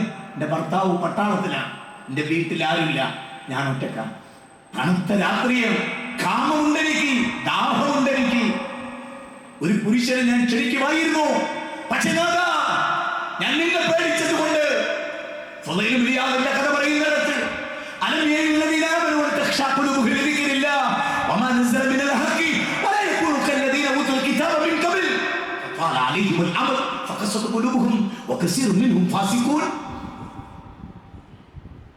കാമുകിയെ കാണാൻ പോയതാ അദ്ദേഹം. ഒരു കാലപ്പുറത്തും ഒരു കാലപ്പുറത്തും. സൂറത്ത് ഹദീദിലെ 16-ാമത്തെ ആയത്ത് കേട്ട് അദ്ദേഹം തിരിച്ചു വന്നു. പിന്നെ മരിക്കുന്നവരെ കരഞ്ഞു. സത്യവിശ്വാസികളെ, സമയം നിർണയിക്കപ്പെട്ട നിർബന്ധ ബാധ്യത കർമ്മമാണ് നിസ്കാരം. ജീവിതത്തിൽ ഒരൊറ്റ ഖദർ, സുബൈ ജമാഅത്ത് നഷ്ടപ്പെട്ടു. മരിക്കുന്നവരെ ആ സുബൈ ജമാഅത്ത് ഓർത്ത് കരഞ്ഞ മനുഷ്യനാണ് അനസ് റളിയല്ലാഹു അൻഹു. എത്ര ഖദാ വരും നമുക്ക്. പള്ളിയിൽ ബാങ്ക് കൊടുക്കുന്നു. അലി റളിയല്ലാഹു അൻഹു സുബൈക്ക് എല്ലാരെയും വിളിച്ചു, വരി വരി അസ്സലാത്ത് ഖൈറും മിനൻ നൗം, വന്നോളൂ. അങ്ങനെയാ കുത്തു കിട്ടിയത്. ഉമർ ഇബ്നുൽ ഖത്താബ് ഇമാമത്തിൽ നിന്നിട്ടാ കുത്തു കിട്ടിയത്. നമുക്കോ കൂർക്കം വലിച്ചുറങ്ങിയ നമ്മുടെ മക്കൾ രാവിലെ രാത്രി മുഴുവനും നമ്മുടെ മക്കൾ എന്താ ചെയ്യുന്നത്? മൊബൈൽ തോണ്ടാണ്. നമ്മളെന്താ ചെയ്യുന്നത്? മൊബൈൽ തോണ്ടാണ്. സഹാബത്തോ അല്ലാഹു പറയുന്നത് കാനു ഖലീലൻ മിനൽ ലൈൽ മാ യഹ്ജഊൻ അബിലസാരിഹിം യസ്തഗ്ഫിറൂൻ. അവർ രാത്രി മുഴുവനും ആനാഇൽ ലൈലി സാജിദൻ വഖായിമ, ആനാഇൽ ലൈലി സാജിദൻ വഖായിമ വല്ലദീന യബീതുന ലിറബ്ബിഹിം സുജ്ജദൻ വഖിയാമ. 25 അധ്യായം 65 66 വചനം സൂറത്തുൽ സുമർ 9-10 വചനം. രാത്രി നിങ്ങൾ നോക്കൂ, ഖാലിദ് വലീദിന്റെ കൂടെയുള്ള സൈന്യം സഹാബത്ത്. റുസ്തം ചോദിക്കാൻ എന്താണ് അവരുടെ പ്രത്യേകത? റുസ്തമിന്റെ സൈന്യം വന്ന് ഖാലിദ് വലീദിന്റെ സൈന്യത്തെ രാത്രി കാണുന്നുണ്ട്. അപ്പൊ എന്താ കാണുന്നത്? ഖുർആൻ ഓതുന്നു, നിസ്കരിക്കുന്നു, കരയുന്നു, റുകൂലാണ്, സുജൂദിലാണ്. അവർ മടങ്ങിപ്പോയി റുസ്തമിന്റെ അടുത്ത് എന്നിട്ട് പറഞ്ഞു, റുസ്തം നെവർ, ഇല്ല ഇല്ല ഇല്ല, അവർ തോൽപ്പിക്കാൻ കഴിയില്ല. രാത്രി മുഴുവനും അല്ലാഹുവിന്റെ മുമ്പിൽ നിന്ന് നമസ്കരിക്കുകയും അല്ലാഹുവിനോട് കരയുകയും തെക്കുവായിക്കൊള്ളുകയും ചെയ്യുന്ന അവരെ കണ്ണു കുടിച്ചും പെണ്ണ് പിടിച്ചും കൂത്താടിയും ഡാൻസ് കളിച്ച് ജീവിക്കുന്ന റുസ്തം നിന്റെ സൈന്യത്തിന് അവർ അതിജയിക്കാൻ കഴിയില്ല. സൂറത്ത് അൻഫാൽ എന്താ പറഞ്ഞത്? ഈമാനുള്ള 20 പേരുണ്ടെങ്കിൽ നിങ്ങൾക്ക് 200 പേരെ അതിജയിക്കാം. ഈമാനുള്ളവർ 200 പേരുണ്ടെങ്കിൽ നിങ്ങൾക്ക് 2000 അതിജയിക്കാം. 1 കോടി മുസ്ലിം ഉണ്ട് കേരളത്തിൽ. നിങ്ങൾ വിചാരിക്കണം എത്ര കോടി മുസ്ലിങ്ങളുടെ ഇവിടെ അസ്തിത്വം നഷ്ടപ്പെട്ടു പോയ മുസ്ലിം, ദർഗയിലേക്ക് ഓടുന്ന മുസ്ലിം, ശിർക്ക് ചെയ്യുന്ന മുസ്ലിം. അബൂജഹലിനോട് പോലും ലോകം നിയന്ത്രിക്കുന്നത് ആരാണെന്ന് ചോദിച്ചാൽ പറഞ്ഞിരുന്നത് അല്ലയാണ്. ഇന്ന് നമ്മളോട് ചോദിച്ചാലോ മുദബ്ബിറുൽ ആരാ? ചിറ്റടി നീത്തൽ അബൂബക്കറാണ്, CM മടവൂരാണ് എന്നാണ് കാന്തൂർ ഉസ്താദ് പറഞ്ഞത്. എങ്ങനെ രക്ഷപ്പെടും നമ്മൾ? ഷെയ്ഖുൽ ഇസ്ലാം ഇബ്നു തൈമിയ്യ ചോദിക്കുന്നുണ്ട്, ചെങ്കീസ് ഖാന്റെ പട്ടാളം പാർത്താരികളെ നശിപ്പിക്കാൻ നമ്മൾ ചോദിക്കുന്നുണ്ട്. എങ്ങനെ നിങ്ങൾ അള്ളാഹ് രക്ഷിക്കും? നിങ്ങൾ ദർഗയിലേക്കാണ് ഓടുന്നത്. ഉഹദ് യുദ്ധത്തിൽ അള്ളാഹനെ മാത്രം വിളിച്ചു. ഒരു ശിർക്കും സാപത്യവുമില്ല, ഒരു സുന്നത്തും ലംഘിച്ചില്ല, ഒരു നേരിയ അനുസരണക്കേട്. എന്നിട്ട് പോലും അള്ളാഹുവിനെ തോൽപ്പിച്ചു. എങ്കിൽ ശിർക്ക് ചെയ്യുന്ന നിങ്ങളെ റബ്ബ് ജയിപ്പിക്കണമെന്നുണ്ടോ? ഈമാനുള്ളവർ, ഈമാൻ തൗഹീദാണ്, വഹ്ദാനിയത്താണ്, അല്ലാഹുവിനെയാണ് ആരാധിക്കേണ്ടത്. ഹാദാ ഖൽഖുല്ലാഹ് ഫഅറൂനി മാദാ ഖലഖൽ ലദീന മിൻ ദൂനി. അത് പഠിക്കുകയായിരുന്നു അവര്. അതുകൊണ്ട് തന്നെ നമ്മൾ സ്വഹാബിമാരുടെ പാഠം ഒരു സംഭവം പറഞ്ഞുകൊണ്ട് ഞാൻ അവസാനിപ്പിക്കാം. നമുക്ക് 8 ജമാഅത്ത് തുടങ്ങാം. അത് മഹാനായ അബ്ബാസ് ബിൻ അബ്ദുൽ മുത്തലിബിനെ കുറിച്ചാണ്. അത് പറയാതിരിക്കാൻ ഈ സബ്ജക്ട് പൂർത്തിയാക്കാൻ. അബ്ബാസ് ബിൻ അബ്ദുൽ മുത്തലിബിന്റെ വീരപ്രതിഭയാണ്. സൂറത്ത് ബഖറ. ഇന്ന് ഇവിടെ ഇരിക്കുന്ന പലരും ഏറ്റവും കൂടുതൽ ശ്രദ്ധിക്കുന്ന ഒരു പോയിന്റിനെ കുറിച്ച് പറയും. സൂറത്ത് ബഖറയിലെ 2-ാം അധ്യായം 278 വചനം ഇറങ്ങി. ഒന്നുകൂടെ കേട്ടോ. 2-ാം അധ്യായം സൂറത്ത് ബഖറ 278. അല്ലാഹ് പലിശ ഹറാമാക്കി എന്ന് പറയുന്ന ആയത്ത്. അല്ലാഹ് പലിശ ഹറാമാക്കി എന്ന് പറയുന്ന ആയത്ത് ഇറങ്ങിയപ്പോ അബ്ബാസ് ബിൻ അബ്ദുൽ മുത്തലിബ് എണീറ്റു. സ്വിച്ചിട്ട പോലെ ചോദിച്ചു, മോനെ മുഹമ്മദേ, അല്ലാഹുവിന്റെ റസൂലേ, പലിശ ഹറാമാക്കിയോ? എനിക്ക് ലക്ഷക്കണക്കിന് പലിശ കിട്ടാണ്ട് പോനെ, എന്റെ മുതലെങ്കിലും എനിക്ക് വാങ്ങിക്കൂടെ? നബി പറഞ്ഞു, അതേടാപ്പാ, നിങ്ങൾക്ക് നിങ്ങളുടെ മുതല് വാങ്ങാം, പലിശ വാങ്ങാൻ പാടില്ലടാപ്പാ. ലക്ഷക്കണക്കിന് പലിശ കിട്ടാണ്ടായിരുന്ന അബ്ബാസ് ബിൻ അബ്ദുൽ മുത്തലിബ് ഈ ആയത്ത് കേട്ട പറഞ്ഞു, ഇല്ല മോനെ, ഇനി ഏതാപ്പാക്ക് പലിശ വേണ്ട. ഇനി ആരായി അബ്ബാസ് ബിൻ അബ്ദുൽ മുത്തലിബ്? അത് അറിഞ്ഞാലേ അദ്ദേഹത്തിന്റെ പ്രത്യേകത എന്താണെന്ന് മനസ്സിലാവും. സ്വർണം നാണയം കൂട്ടിയിട്ടൊരു സ്ഥലത്ത് വന്നിട്ട് നബീനോട് ജാഹിലിയത്ത് ചോദിക്കണം, ഞാനിതിൽ നിന്ന് കുറച്ചെടുക്കട്ടെ. ഇദ്ദേഹത്തിന്റെ ആർത്തി അറിയാവുന്നതുകൊണ്ട് റസൂൽ പറഞ്ഞു, എടുത്തോളി, നിങ്ങൾക്ക് ആകുന്ന എടുത്തോളി. അങ്ങനെ നബി ഉപയോഗിച്ച പദം തന്നെ, നിങ്ങൾക്ക് ആകുന്ന എടുത്തോളി. അദ്ദേഹം ഒരു ചാക്ക് നിറയെ സ്വർണ്ണ നാണയം എടുത്ത് പൊന്തിക്കാൻ നോക്കുമ്പോൾ ഒറ്റയ്ക്ക് പൊന്തില്ല. മോനെ ഒന്ന് പിടിക്കുകയാണ്. ഒരു സല്ലല്ലാഹു അലൈഹി വസല്ലം ചോദിച്ചു, എന്താ നിങ്ങളോട് പറഞ്ഞു? നിങ്ങൾക്ക് ആകുന്ന എടുക്കാനാ പറഞ്ഞത്. ഞാൻ പിടിച്ചില്ല, നിങ്ങൾക്ക് ആകുന്ന എടുത്തോളി. മാന്തി. പിന്നെയും പറയുന്നു, പിടിച്ചിട്ടുണ്ടോ മോനെ? അപ്പോഴും ഒന്നുമില്ല, വീണ്ടും മാന്തി. അങ്ങനെ മാന്തിയിട്ട് അവസാനം എടുത്ത് ഷോൾഡറിൽ വെച്ച് അങ്ങനെ പൊരിഞ്ഞു പോയിന്ന. അത്ര ദുനിയാവിനോട് ആർത്തി ഉണ്ടായിരുന്ന, പൊന്നിനോട് ആർത്തി ഉണ്ടായിരുന്ന അബ്ബാസ് ബിൻ അബ്ദുൽ പലിശ വേണ്ടാൻ തീരുമാനിച്ചത് മരണത്തിന് ശേഷം ഒരു ജീവിതം എന്ന് വിചാരിച്ചിട്ടാണ്.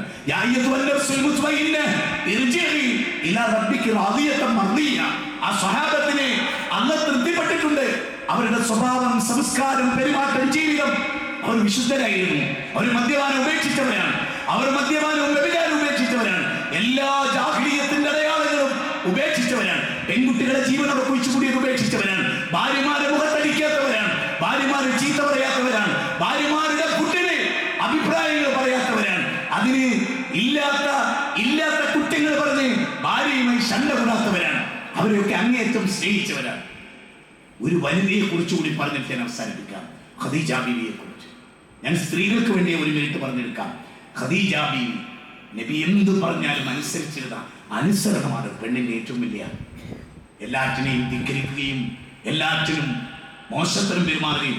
നിങ്ങൾ നോക്ക്, ആ ഗുഹയിൽ പോയിട്ട് തിരിച്ചു വരുമ്പോ ഒരു വാക്ക്, എന്തിനാ നിങ്ങൾ ഗുഹയിൽ പോയത്? പേടിച്ചു പറക്കാൻ. എന്ത് മുസീബത്തല്ലായത് ചോദിച്ചില്ല. സമ്മിലൂനി യാ ഖദീജ. ശരിക്കും നിങ്ങൾ ചിന്തിച്ചിട്ടുണ്ടോ? ഒരു പുതപ്പിട്ട് മൂടലായിരുന്നു നബിക്ക് ആവശ്യമെങ്കിൽ ഗുഹയിൽ നിറങ്ങിയ തൊട്ടുപുറത്ത് ഒരു പുതപ്പ് എനിക്കുണ്ടായിരുന്നോ? മാർക്കറ്റ് പുതപ്പില്ലായിരുന്നോ? പക്ഷെ ജമ്മിലൂനി എന്ന പദത്തിന്റെ അർത്ഥം പുതപ്പിട്ട് മൂടുന്നത് മാത്രമല്ല, എന്നെ ഒന്ന് അണച്ചു ചേർക്കൂ ഖദീജ. അത് അന്യ സ്ത്രീകളോട് പറയാൻ പറ്റുമോ? നബിക്ക് അങ്ങനെ കൂട്ടിപ്പിടിക്കാൻ ഉണ്ടോ? ഇല്ല. അതുകൊണ്ട് തന്നെ ഖദീജയോട് പറഞ്ഞു, ഒന്ന് ഖദീജ ബീവി എന്തെങ്കിലും വേണ്ടിയോ? നബി സമാധാനായപ്പോ എന്തേ ഉണ്ടായത് ചോദിച്ചു. അതാണ് ഒരു ഭാര്യയുടെ കടമ. ഇന്നൊക്കെ ഉണ്ടായിരുന്നു. അപ്പൊ എന്താ ഭാര്യ പറയുന്നത്? ഇല്ല, അള്ളാഹുവാണ് സത്യം, ഒരിക്കലും നിങ്ങളെ അള്ളാഹ് കുഴക്കൂല. നിങ്ങൾ നല്ല മനുഷ്യനാണ്. ഒരു ഭർത്താവിന്റെ നന്മ പ്രശംസിക്കാൻ പോലും ഭാര്യമാർക്കറിയോ? ഭാര്യയുടെ നന്മ പോലും പ്രശംസിക്കാൻ ഭർത്താക്കന്മാർക്ക് കഴിയോ? അവരൊക്കെ ജീവിച്ച അങ്ങനെയാ. സ്വഹാബത്തൊക്കെ ജീവിച്ച അങ്ങനെയാ. അബൂബക്കർ സിദ്ദീഖ്, ഉമർ ഇബ്നുൽ ഖത്താബ് റളിയല്ലാഹു ഭാര്യമാരോട് പെരുമാറി അങ്ങനെയാ. ഫാത്തിമയോട് പെരുമാറി അങ്ങനെയാ. രണ്ടാം ഉമർ എന്ന് വിളിക്കപ്പെടുന്ന ഉമർ ബിൻ അബ്ദുൽ അസീസ് പോലും, ഫാത്തിമ, ഈ കുട്ടിയുടെ കയ്യിൽ കാണുന്ന ആപ്പിൾ എന്താണ് ഫാത്തിമ? പൊതുമുതൽ നിന്നാണോ ഫാത്തിമ? ജാഗ്രതയും ഹലാലും തൊയ്യിബും. ഞാൻ ഇവിടെ ഇരിക്കുന്നവരോട് പറയുന്നത് അറിയോ? നമ്മളോട് അള്ള പറഞ്ഞ ഹലാലും തൊയ്യിബും കഴിക്കണം. തൊയ്യിബല്ലാത്ത ഒന്നും നിങ്ങൾ ഒരാളും കഴിക്കരുത്. ഒരു നിലക്ക് ശരീരത്തിന്, കിഡ്നിക്ക്, ഹാർട്ടിന്, ലിവറിന് ഹാനികരമാകുന്ന ഒരു പാനീയവും, സാമ്രാജ്യ ശക്തികൾ വെച്ചിരുന്ന ഒരു നിലക്കുള്ള പാനീയങ്ങളും നമ്മുടെ ഹൃദയത്തെയോ നമ്മുടെ കിഡ്നിയെയോ നമ്മുടെ ആട്ടിനെയോ ബാധിക്കുന്നത് കഴിക്കരുത്. സ്വന്തം നഫ്സിനെ നിങ്ങൾ കൊല്ലരുത്. അല്ലാഹ് തന്ന കിഡ്നിയെ നിങ്ങൾ കേടുവരുത്തരുത്. അല്ലാഹുവിനെ ഇബാദത്ത് ചെയ്യേണ്ടവരാണ് നിങ്ങൾ. ഡയാലിസിസ് യൂണിറ്റിൽ കയറി മരിച്ചു ജീവിക്കേണ്ടവരല്ല നിങ്ങൾ. അതുകൊണ്ട് നല്ലത് കഴിക്കണം, നല്ലത് കുടിക്കണം. നിങ്ങളുടെ വസ്ത്രം ഹറാമാകരുത്, ഹലാലാകണം. നിങ്ങളുടെ പാനീയം, നിങ്ങളുടെ വീട്, നിങ്ങളുടെ വാഹനം ഒന്നും പലിശയുമായി ബന്ധപ്പെടരുത്. മക്കളെ, യുവാക്കളെ, പ്രേമവും സല്ലാപവും സോഷ്യൽ മീഡിയയും നമുക്ക് ദുരന്തങ്ങളെ ഉണ്ടാകും. അതുകൊണ്ട്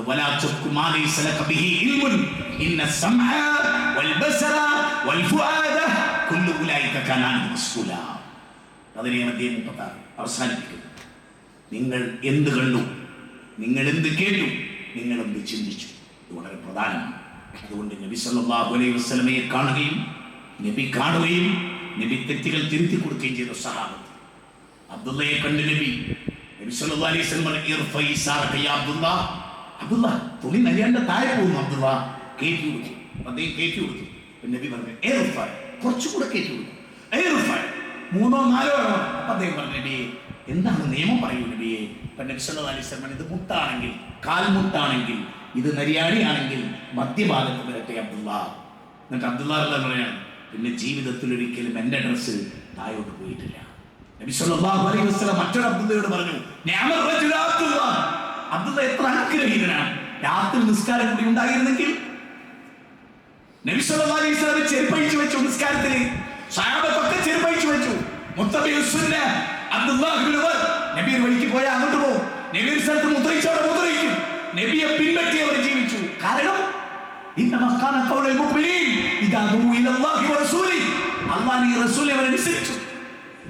നിസ്കരിച്ചുകൊണ്ടിരിക്കുന്ന നബി മുആദിനെ വിളിച്ചു. വിളിച്ചപ്പോ മുആദ് വിളിച്ച് കേട്ടില്ല. നബി ചോദിച്ചു, എന്റെ വിളി കേൾക്കണമെന്ന് അല്ലാഹ് പറഞ്ഞിട്ടില്ലേ?